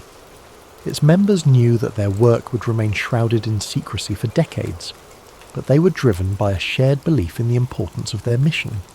The Ghost Army was not just a collection of soldiers, it was a testament to the power of imagination in the face of adversity. The Ghost Army's first significant test came in the summer of 1944, shortly after the D-Day landings in Normandy. As Allied forces pushed inland from the beaches, they faced fierce resistance from German troops determined to hold their ground. The Ghost Army's role in this critical phase of the war was to draw enemy forces away from key objectives, creating opportunities for the main Allied forces to advance. Operation Brest was the unit's debut, a deception campaign designed to divert German attention away from an Allied push toward the strategically important port of Brest in northwestern France. Brest was vital to the German war effort as it served as a major naval base and supply hub. Capturing it would severely disrupt German logistics and communications. However, the city was heavily fortified, and a direct assault would result in significant Allied casualties. The Ghost Army's task was to stage a diversion that would weaken the German defences in Brest and allow the Allied forces to strike more effectively. Setting up for the operation required precision and coordination. The unit selected a location approximately 20 miles from Brest to establish their fake encampment.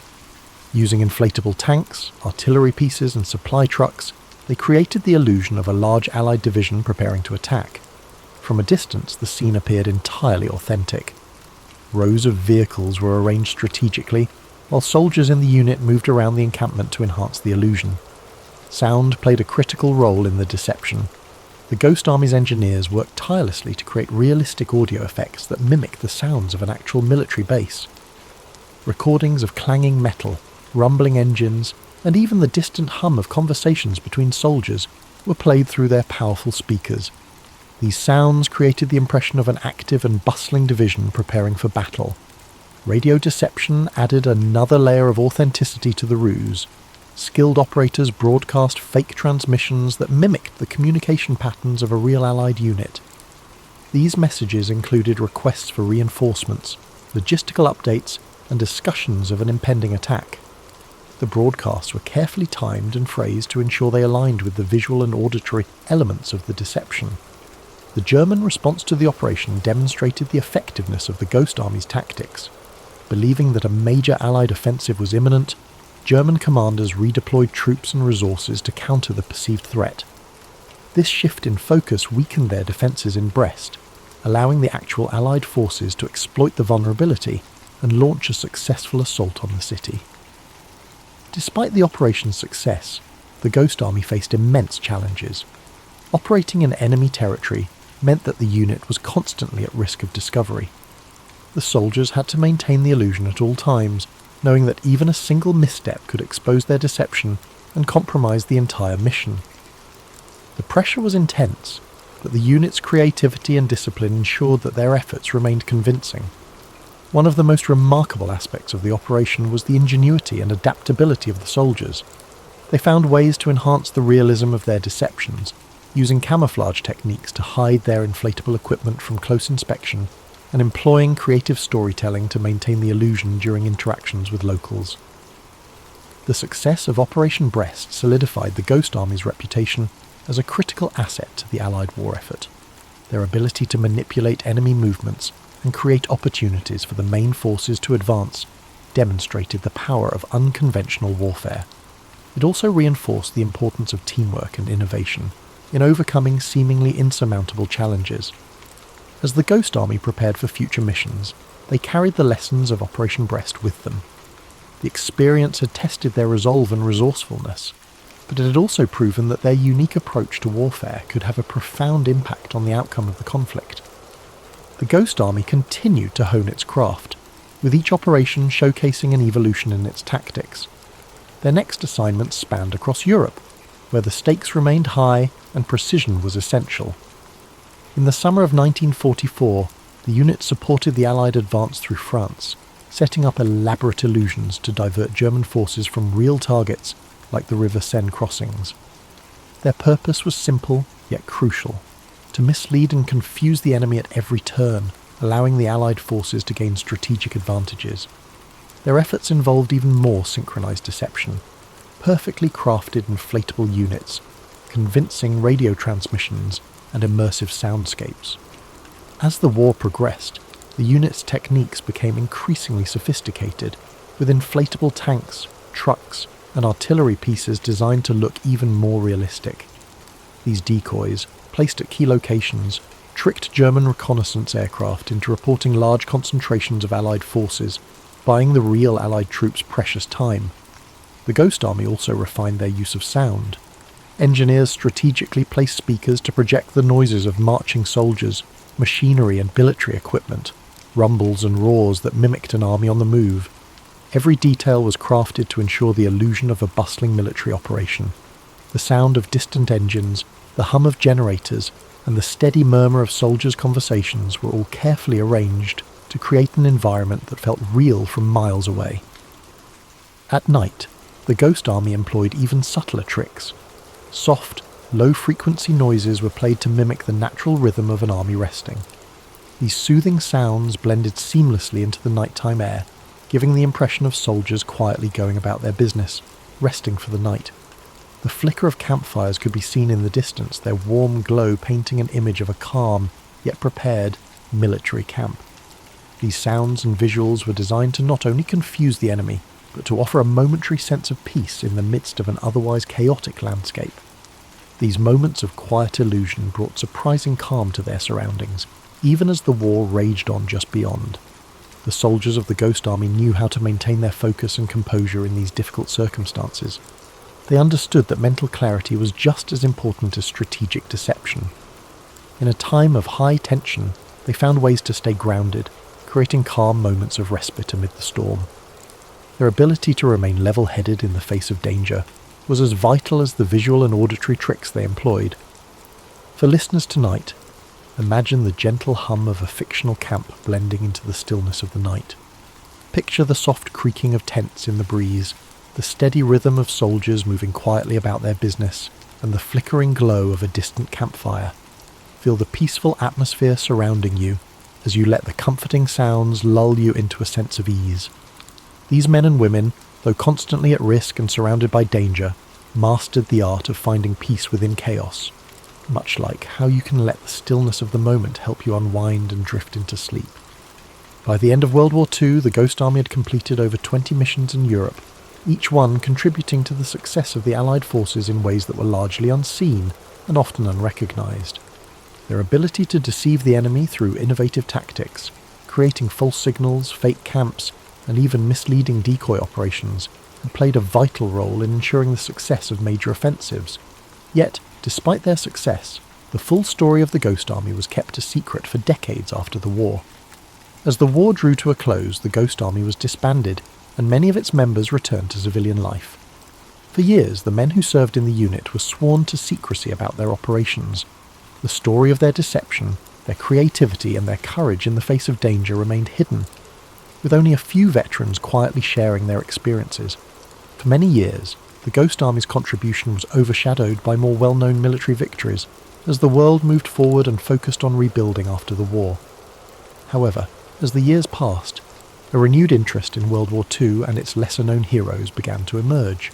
The story of the Ghost Army started to surface, with veterans coming forward and sharing their accounts. Documentaries, books, and interviews helped shed light on the incredible role this group of men had played during the war. Slowly, the world began to recognise the significance of their work and the ingenuity behind their methods of deception. For those who had served in the Ghost Army, their experience was a mix of pride and humility.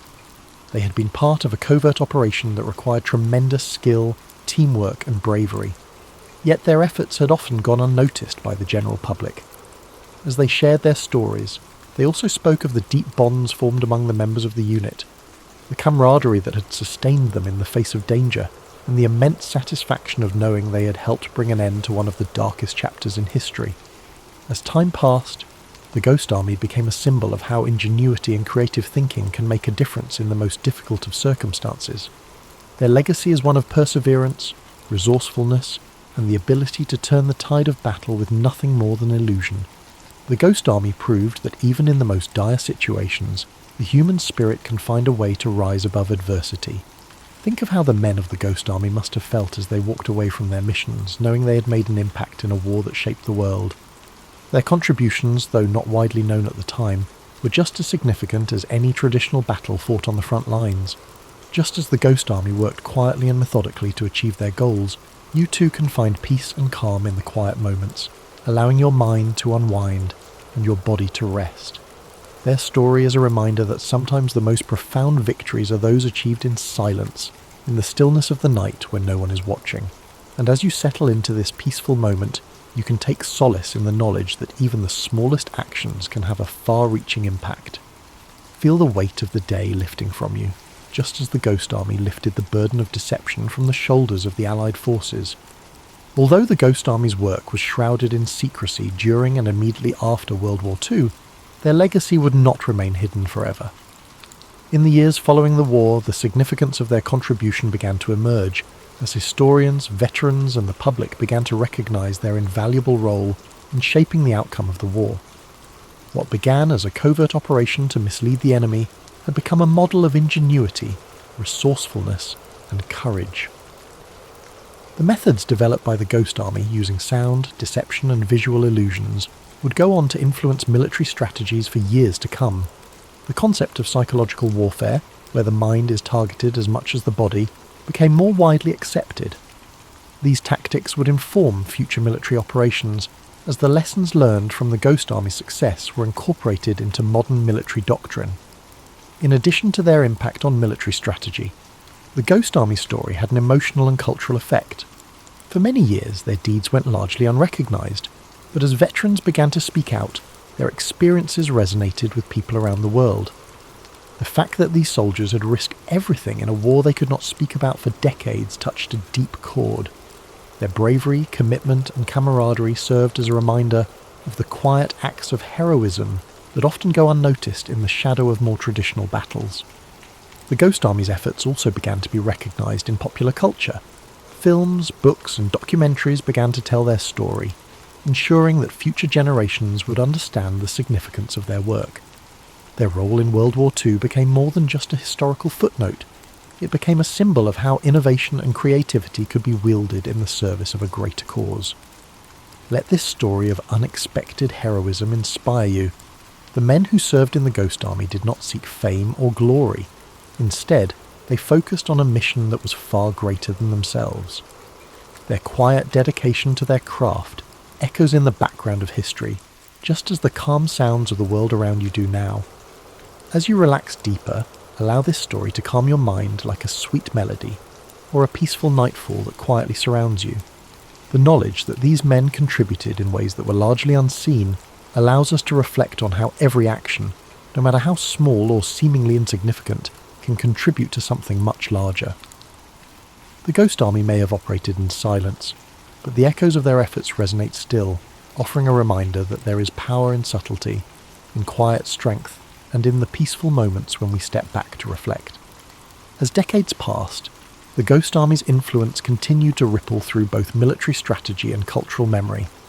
The quiet genius of their operations, blending deception with cutting-edge technology, was not just a wartime tactic, but a profound lesson in the value of innovation under pressure.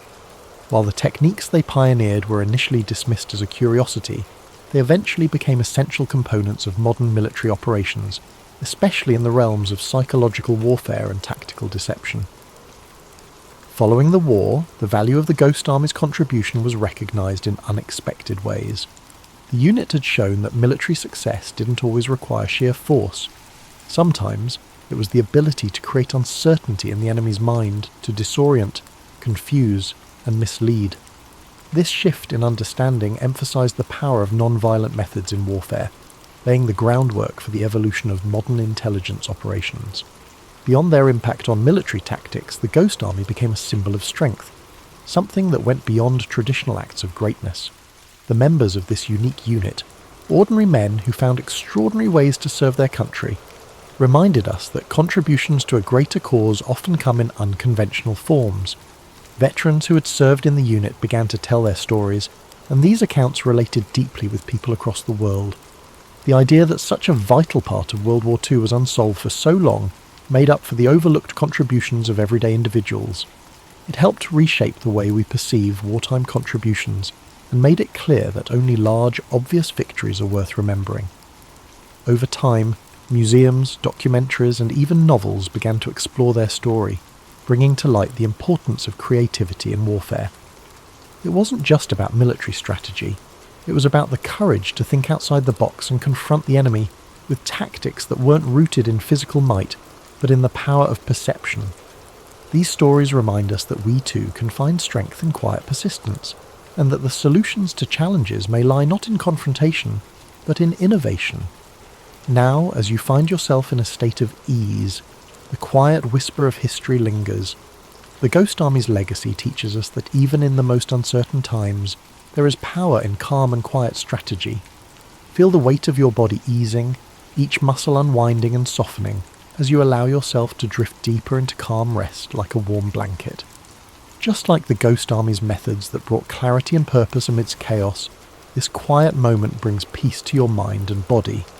This isn't necessarily the ending of our story, but the beginning of a restful journey into the stillness of sleep. Sweet dreams.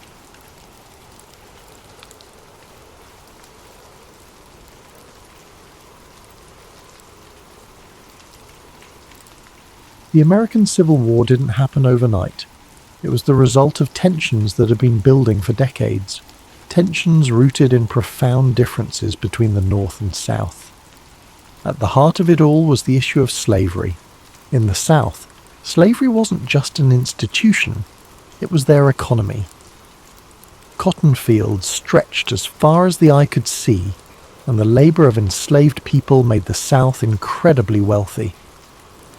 But it came at an unbearable cost, the humanity of millions denied, their voices silenced. In the North, things were changing.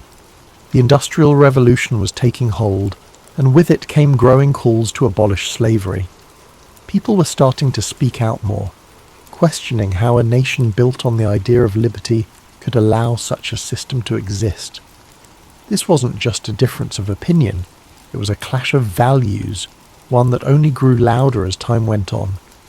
Then there was the question of states' rights. Southern leaders believed they had the right to govern themselves without interference, especially when it came to slavery. They feared that the federal government, growing stronger by the year, would strip them of their autonomy. On the other side, many in the North believed that a united country required a strong central government, one that could uphold the principles of freedom and equality. The country tried to hold itself together through compromise. The Missouri Compromise, the Compromise of 1850, these were like bandages on a wound that just wouldn't heal. Each new agreement seemed to deepen the mistrust between the North and South. By the 1850s, things were nearing a breaking point. Laws like the Fugitive Slave Act demanded that even people in free states help capture runaway slaves, and that outraged abolitionists. Books like Harriet Beecher Stowe's Uncle Tom's Cabin brought the horrors of slavery to light, stirring emotions on both sides. Then came politics. The Republican Party was formed, with a platform that directly opposed the expansion of slavery. When Abraham Lincoln was elected president in 1860, it was the final straw for the South. His victory wasn't just a political loss, it felt like a direct threat to their way of life. Southern states began to secede from the Union, forming the Confederate States of America, and just like that, the country reached its breaking point. The differences that had been simmering for so long finally boiled over, leading to a conflict that would redefine what it meant to be an American. As you think about these divisions, take a deep breath. Picture the people living through this time, the fear, the hope, the uncertainty. Let the weight of their struggles soften as you relax, knowing that history is full of lessons about resilience, progress, and the power of moving forward. By the spring of 1861, the tensions that had been tearing the nation apart finally reached a boiling point. In Charleston, South Carolina, a small Union garrison stationed at Fort Sumter found itself surrounded by Confederate forces.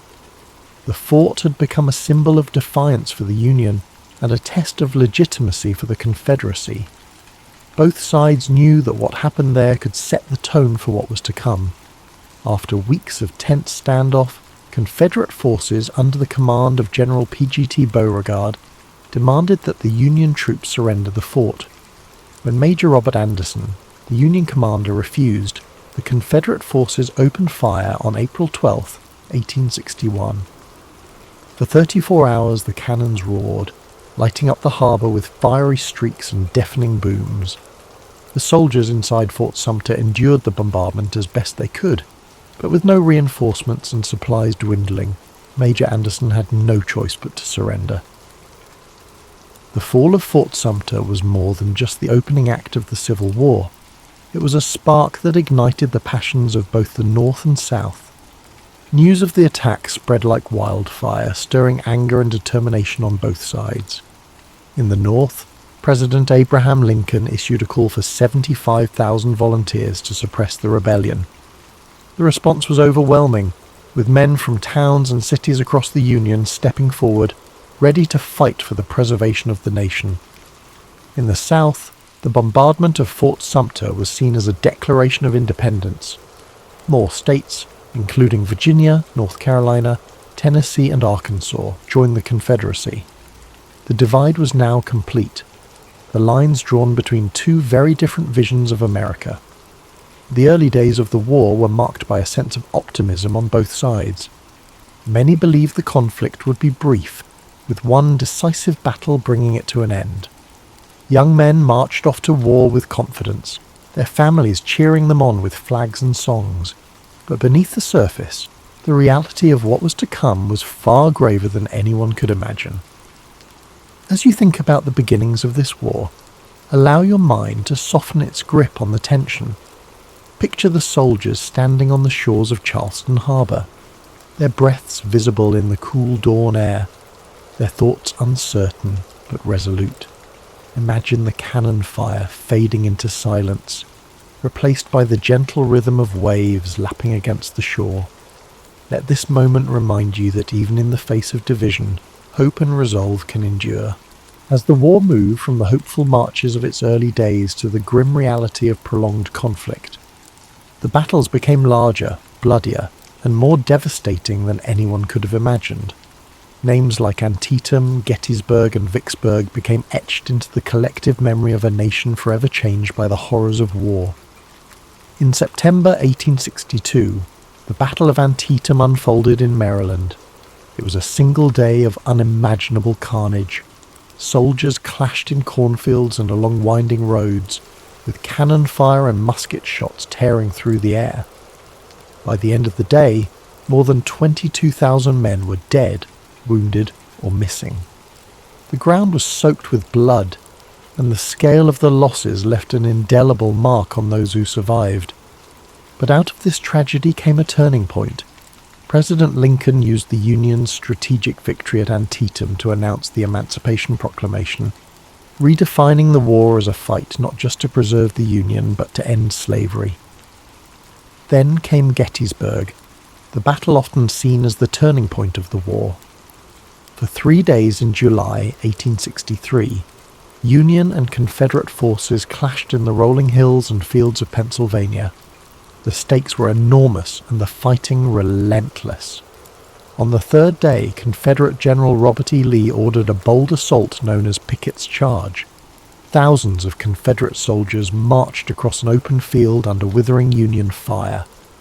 The charge failed, leaving the Confederate army battered and retreating. Gettysburg marked the beginning of the end for the Confederacy, but the cost was staggering. More than 50,000 casualties in just 3 days. Further south, the Union Army achieved another critical victory at Vicksburg, Mississippi, securing control of the Mississippi River. The campaign was grueling, with soldiers enduring sweltering heat, constant skirmishes, and the hardships of siege warfare. When Vicksburg fell on July 4th, 1863, the Confederacy was effectively split in two, a devastating blow to their cause. These battles revealed the full weight of the Civil War, not just in numbers but in the profound human cost. Families mourned the loss of fathers, brothers and sons. Soldiers bore the scars of battle, both physical and emotional. The countryside was littered with the remnants of war, broken cannons, torn flags, and fields that once grew crops now filled with unmarked graves. As you reflect on these moments, let your thoughts rest lightly on the courage of those who lived through these battles. Picture the quiet after the storm, the fields growing still, the sun setting over the hills, and the long shadows stretching across the land. Let this image of stillness and resilience bring a sense of calm to your own thoughts, reminding you that even in the darkest times, there is always a path to healing. While the Civil War raged on the battlefields, the lives of those who remained at home were transformed in ways that were just as profound. Families were torn apart, communities reshaped, and everyday life became a constant balancing act between hope and hardship. In the North, industry boomed as factories shifted their focus to produce weapons, uniforms, and supplies for the Union Army. Women took on roles they had never imagined, working in factories, managing farms, and volunteering as nurses. Clara Barton, who would later found the American Red Cross, became a symbol of this era, tirelessly caring for wounded soldiers and earning the nickname the Angel of the Battlefield. But even as the war effort created new opportunities, it brought heartache, with families anxiously awaiting news from the front lines. In the South, the war brought devastation. Cities like Atlanta and Richmond were transformed into hubs of Confederate military activity, but as Union forces advanced, they left a trail of destruction in their wake. Fields that once grew cotton and tobacco now stood fallow or burned. With so many men away fighting, women and children were left to manage farms, often without the resources they needed. Food shortages became common, and Confederate currency quickly lost its value, plunging families into poverty. Both sides experienced the emotional toll of war. Letters became lifelines, offering glimpses of love, worry, and resilience. Soldiers wrote about the hardships they faced, while their families wrote back with words of encouragement and longing. These letters carried the weight of entire relationships, connecting lives separated by hundreds of miles. In addition to the physical and emotional struggles, the war also brought questions of identity and purpose. Enslaved people in the South began to seize opportunities for freedom as Union forces advanced. Some escaped to the North, while others joined the Union Army, fighting for their own liberation and the promise of a new life. The Emancipation Proclamation, announced in 1862, gave their efforts a powerful voice, transforming the war into a fight not just for unity but for justice. Amid all this upheaval, communities found moments of solace. Churches became places of gathering and prayer, offering comfort to those who had lost so much. Music, too, became a source of strength. Patriotic anthems, sorrowful ballads, and spirituals filled the air, reflecting the hopes and fears of a nation at war. As you reflect on the home front, allow yourself to feel the weight of these quiet acts of resilience. Picture a mother sewing by candlelight, her stitches steady even as her heart aches with worry, or a soldier reading a letter from home, finding strength in the words of love and hope. Let these moments of humanity remind you of the enduring power of connection, even in the face of immense challenge. By 1864, the Civil War had entered its fourth year. The hope for a quick resolution had long faded, replaced by the grim reality of a war that seemed to have no end. But momentum was beginning to shift. The Union, under new and determined leadership, launched a series of campaigns that would bring the war to a close, though not without immense sacrifice. General Ulysses S. Grant had risen to command the Union forces, bringing with him a relentless strategy of total war. Unlike his predecessors, Grant was willing to engage the Confederate armies directly, knowing that the Union's superior numbers and resources could eventually wear them down. His overland campaign in Virginia was brutal, with battles like the Wilderness and Cold Harbor leaving tens of thousands dead. Yet Grant pressed on, earning the nickname Unconditional Surrender for his unwavering resolve. In the Deep South, General William Tecumseh Sherman carried out his infamous March to the Sea, cutting a path of destruction from Atlanta to Savannah. Sherman's goal was to break the South's will to fight by targeting not just its armies, but its infrastructure and resources. Railroads were torn up, factories dismantled, and crops burned. The devastation was immense, but it succeeded in crippling the Confederacy's ability to sustain the war. As Union forces closed in, Confederate morale began to crumble. Desertions increased, supplies dwindled, and the reality of defeat loomed. In April 1865, General Robert E. Lee's Army of Northern Virginia, the backbone of the Confederate forces, found itself surrounded near the village of Appomattox Courthouse. With no hope of escape, Lee met with Grant to negotiate surrender. Their meeting on April 9th, 1865, marked the end of the war's major fighting. The terms Grant offered were generous, allowing Confederate soldiers to return home with their horses and personal belongings. His intention was to heal the nation rather than humiliate its defeated half. It was a moment of quiet dignity, the beginning of a long and difficult process of reconciliation. Yet, even as the war ended, its cost was staggering. More than 600,000 lives had been lost, and much of the South lay in ruins. President Abraham Lincoln, who had guided the Union through its darkest hours, would not live to see the fruits of his efforts. Just days after Lee's surrender, Lincoln was assassinated by John Wilkes Booth, a Confederate sympathizer, plunging the nation into mourning. The war had answered two critical questions. The Union would endure and slavery would not, but it left behind deep scars, both physical and emotional, that would take generations to heal. The Reconstruction era that followed was fraught with challenges, as the nation struggled to rebuild and redefine itself. As you reflect on the end of this monumental conflict, let the weight of its lessons rest gently in your thoughts. Imagine the quiet after the surrender, the weary soldiers returning home, the fields gradually returning to life, and the first rays of hope shining through the darkness. Let these images remind you of the strength it takes to rebuild and the enduring resilience of the human spirit. When the guns fell silent and the soldiers returned home, the United States was a changed nation. The Civil War had been a crucible, testing the very foundation of the country and reshaping its identity forever. Though the fighting was over, the legacy of this monumental conflict continued to echo through the generations, shaping the path forward for a fractured but hopeful nation. One of the most profound outcomes of the war was the abolition of slavery. The Emancipation Proclamation had begun this process, but it was the 13th Amendment, ratified in December 1865, that formally ended the institution that had defined so much of the nation's conflict. Millions of formerly enslaved people began new lives, but the road ahead was steep. The promises of freedom were met with resistance, and the Reconstruction era revealed just how deep the division still ran. The war also redefined the relationship between the states and the federal government. No longer would the question of secession hang over the Union.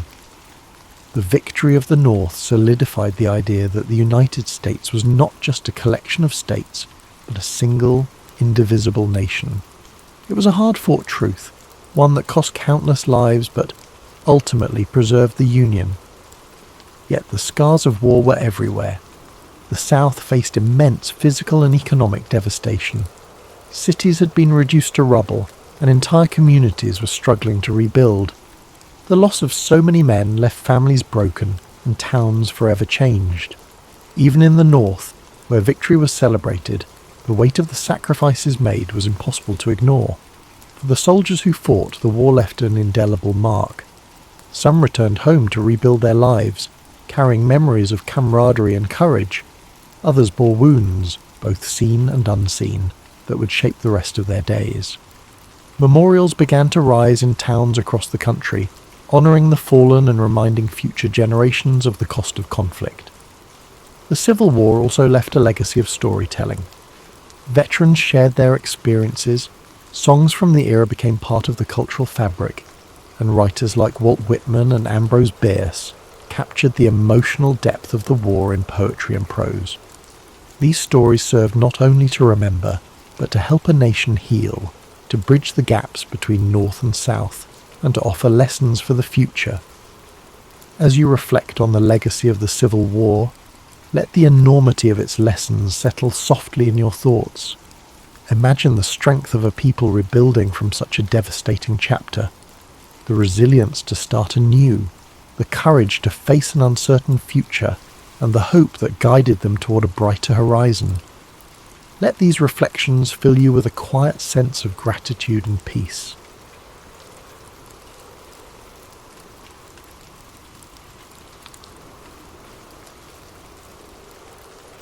Its roots lie in the escalating tensions between the United States and Japan. In the early 20th century, Japan emerged as a dominant power in East Asia. Through rapid industrialization and military expansion, it asserted its influence. By the 1930s, Japan's imperial ambitions clashed with the interests of Western powers. Among these, the United States sought to maintain its influence in the Pacific. In 1937, Japan's invasion of China began its aggressive campaign for territorial control. This conflict brought atrocities, including the infamous Nanking Massacre. The international community condemned Japan's actions. In response, the United States imposed economic sanctions. Vital resources like oil and steel were cut off. For Japan, these sanctions were crippling. Its military and industrial capabilities were under threat. The Japanese government saw the sanctions as an existential crisis, and so they began to prepare for war. On December the 7th, 1941, Japan launched a surprise attack on Pearl Harbor. This devastating strike crippled the US Pacific Fleet in Hawaii. The goal?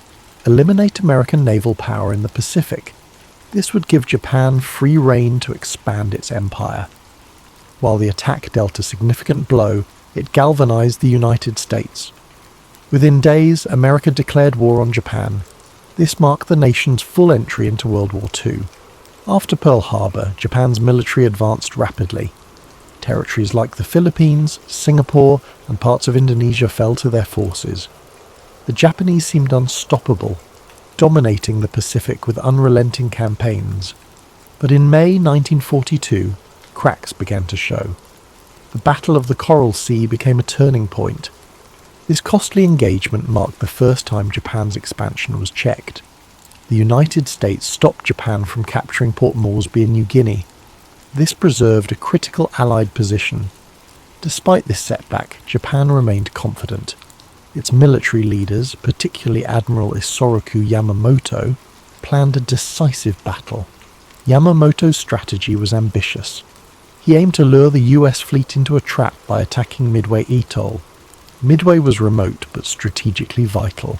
Its proximity to Hawaii made it a key target. If captured, Midway would allow Japan to extend its defensive perimeter. It might even threaten the American mainland.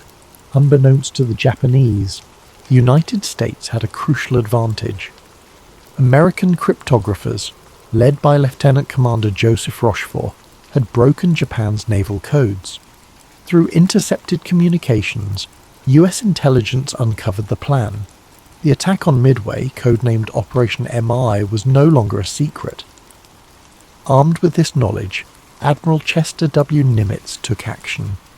As commander of the US Pacific Fleet, he devised a bold counter-strategy.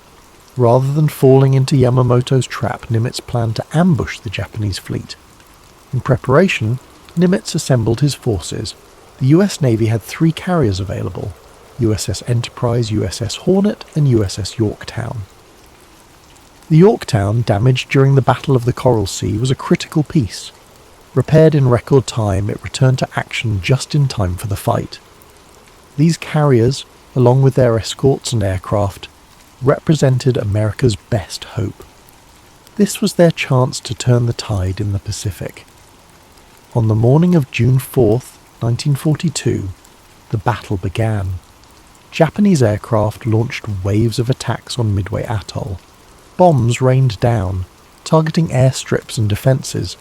The defenders, though heavily outnumbered, fought valiantly. Anti-aircraft fire and fighter planes took a toll on the attackers, yet Midway suffered significant damage. Even so, the Japanese failed to achieve their primary goal, neutralising Midway's air power. As the Japanese prepared for a second wave, the Americans struck back. Carrier-based aircraft launched a bold counterattack. The first waves of US torpedo bombers faced devastating losses. Their slow, outdated planes were no match for the agile Japanese Zero fighters. Many brave crews were lost, but their sacrifice distracted the Japanese defences. This left the enemy fleet vulnerable. At a critical moment, American dive bombers arrived. They found the Japanese carriers, Akagi, Kaga, and Soryu, completely exposed. The ships were refueling and rearming planes. Their decks were crowded with explosives. The American bombers struck with devastating precision. Direct hits ignited explosions and fires. Akagi, Kaga, and Soryu were consumed by flames. This was a catastrophic blow to Japan's naval power. The 4th Japanese carrier, Hiryu, launched a counterstrike. It managed to severely damage the USS Yorktown, but the Americans regrouped quickly. They launched a final attack, sinking Hiryu by the end of the day. All 4 Japanese carriers were destroyed. This marked a turning point, not just in the battle, but in the war itself. The fighting continued for several days. The Japanese attempted to regroup and retreat. By June 7th, it was over. The United States had achieved a decisive victory. Japan's primary carriers were sunk. Their ability to project power in the Pacific was crippled. The loss was catastrophic for Japan. Over 3,000 sailors and airmen were killed. Their fleet suffered irreparable damage. The Battle of Midway marked a turning point. Japan, once seemingly invincible, was now on the defensive. The United States began a bold campaign of island hopping. Strategic locations were captured one by one. Step by step, they pushed closer to Japan. Midway reshaped the nature of naval warfare. The battle proved the central role of aircraft carriers. It signaled the end of the battleship era. Beyond its strategic significance, Midway is remembered for its human cost. The courage of American pilots was extraordinary. They faced overwhelming odds with determination. The resilience of sailors aboard the Yorktown and other ships was inspiring. Their sacrifices showed the strength of the human spirit, even in the face of adversity. Today, Midway Atoll is a wildlife refuge. Its calm waters and quiet shores stand in contrast to the chaos it once endured. This peaceful place is a testament to those sacrifices. It reminds us of the price paid for peace. The story of Midway teaches us many things: the power of strategy, the importance of intelligence, and the unity needed to overcome the greatest challenges. As you rest tonight, reflect on this story. Picture the vast Pacific Ocean. Imagine its waves, now peaceful and still. Think of the bravery of those who fought for a brighter future. Let their sacrifices bring you calm and hope. The impact of Midway did not end with the sinking of Japan's carriers. Its effects echoed across the Pacific and beyond. For Japan, the loss was a strategic disaster. 4 carriers were destroyed: Akagi, Kaga, Soryu, and Hiryu. These ships were the core of the Imperial Japanese Navy's striking force. Their destruction ended Japan's ability to conduct large-scale offensives. The loss of experienced pilots and aircrew was another blow. Unlike the United States, Japan struggled to replace its forces. Its industrial capacity and training programs were limited. The expertise of the aviators lost at Midway was irreplaceable. This left the Japanese fleet at a growing disadvantage in later battles. For the United States, Midway was a game-changer. Victory allowed the US to shift from defense to offense. The Pacific, once dominated by Japan, began to change. American morale soared. The victory proved Japan's expansion could be halted and reversed. For the first time, the Allies had a clear path forward. The island-hopping strategy followed soon after. Allied forces targeted key Japanese-held islands. They bypassed heavily fortified positions, choosing strategic locations instead. Each island captured brought the Allies closer to Japan's home islands. Japanese supply lines were cut off, isolating their forces. One of the first campaigns to build on Midway's success was the Battle for Guadalcanal, which began in August 1942. This grueling 6-month campaign saw the United States gain its first major foothold in the Pacific. It marked the beginning of Japan's long retreat. The lessons learned at Midway, particularly the importance of air superiority in carrier-based operations, were applied repeatedly in the battles that followed. The psychological impact of Midway was equally profound. For Japan, the defeat shattered the aura of invincibility that had surrounded its navy. The loss of the carriers that had spearheaded the attack on Pearl Harbor was a blow. It was a blow not only to Japan's military capabilities, but also to its national pride. The morale of Japanese troops and citizens began to waver. The realization set in: victory might not be achievable. For the United States and its allies, Midway was a source of inspiration and determination.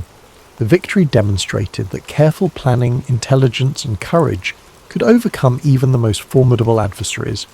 It strengthened the resolve of Allied forces and galvanized the American public, who now saw a path to ultimate victory in the Pacific.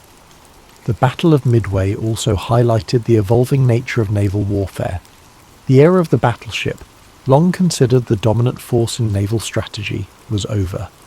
Midway confirmed that aircraft carriers and their air groups were the new kings of the sea. Control of the skies became the determining factor in naval engagements. This shift would influence military doctrine for decades to come. The role of intelligence in the battle cannot be overstated. The work of American codebreakers, who deciphered Japan's naval plans, provided a critical advantage. This allowed the United States to prepare and execute its ambush.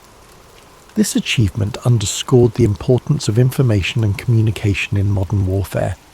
It set the stage for the development of sophisticated intelligence operations in future conflicts.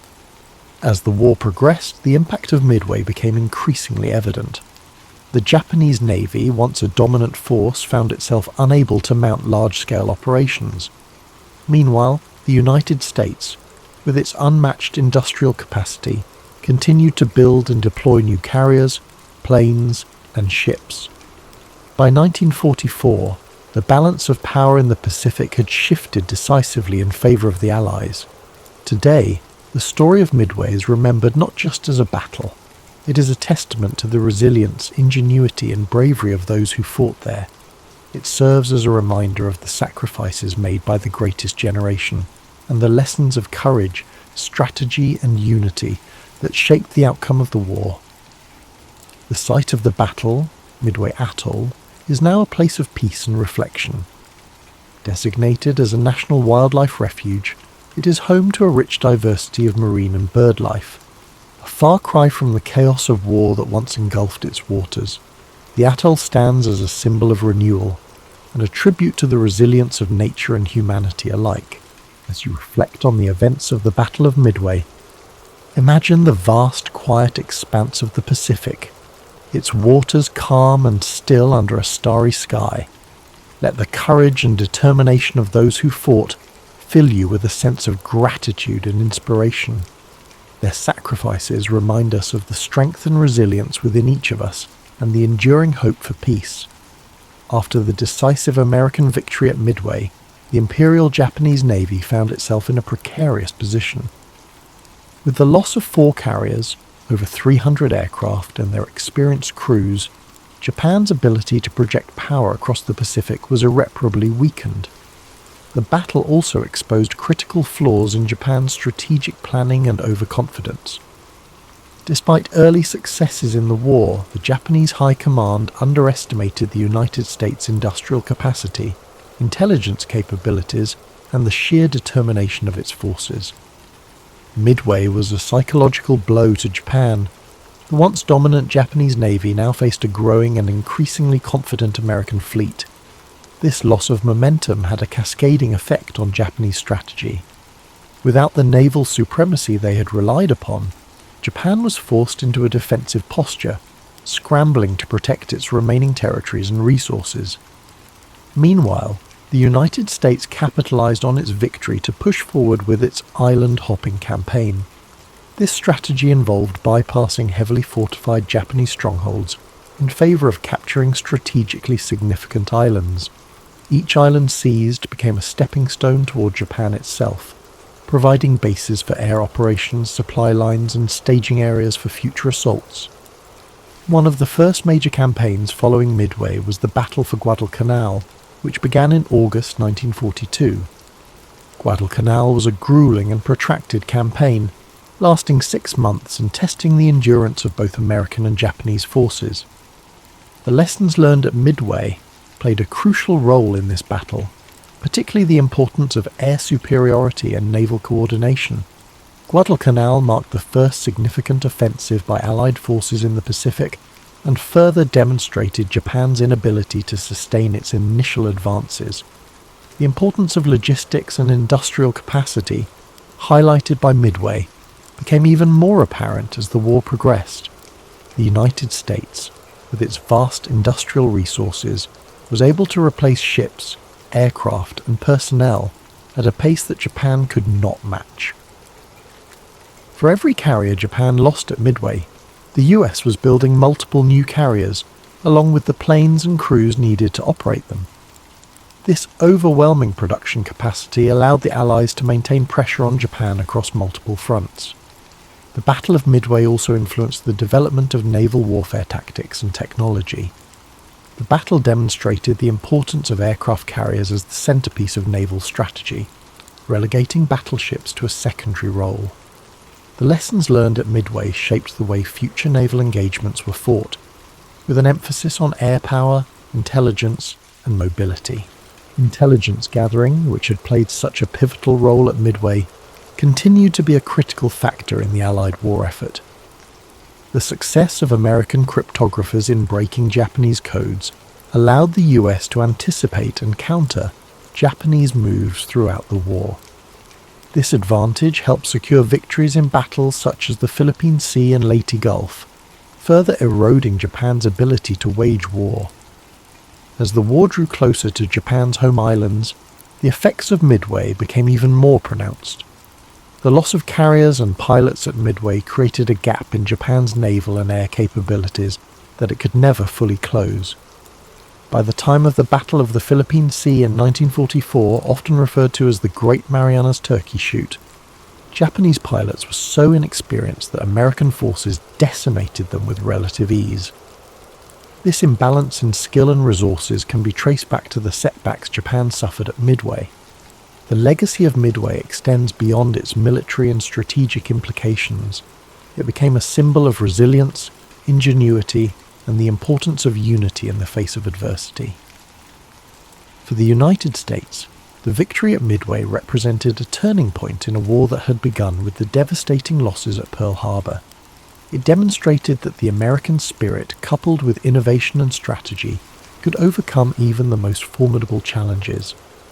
The men who fought at Midway left a lasting impact on history. Their courage and sacrifice are remembered not just in the annals of military history, but also in the hearts of those who understand the profound cost of war. Many of the pilots, sailors, and officers who served in the battle went on to play key roles in subsequent campaigns, carrying with them the lessons and experiences of Midway. Today, the site of the battle remains a place of quiet reflection. Midway Atoll, now a national wildlife refuge, is home to diverse marine and bird life, a stark contrast to the chaos that once engulfed its waters. The peaceful serenity of the atoll serves as a poignant reminder of the cost of war and the enduring hope for peace. The story of Midway is one of triumph and tragedy, of strategy and sacrifice. It is a reminder of the resilience of the human spirit and the importance of standing firm in the face of adversity. As we reflect on this pivotal moment in history, let us remember the bravery of those who fought, the lessons they taught us, and the enduring legacy of their actions. Picture the calm waters of the Pacific, the waves gently lapping against the shores of the atoll. Imagine the bravery of those who took to the skies and seas, their sacrifices shaping the course of history. Let their legacy remind you of the strength and resilience within us all. Thank you for joining us tonight on History and Sleep. May the story of the Battle of Midway bring you reflection, perspective, and a deep sense of gratitude. Sleep well, and may your dreams be filled with the quiet strength of those who came before us, and the enduring hope for a better world. Sweet dreams, and drift off to sleep with rain.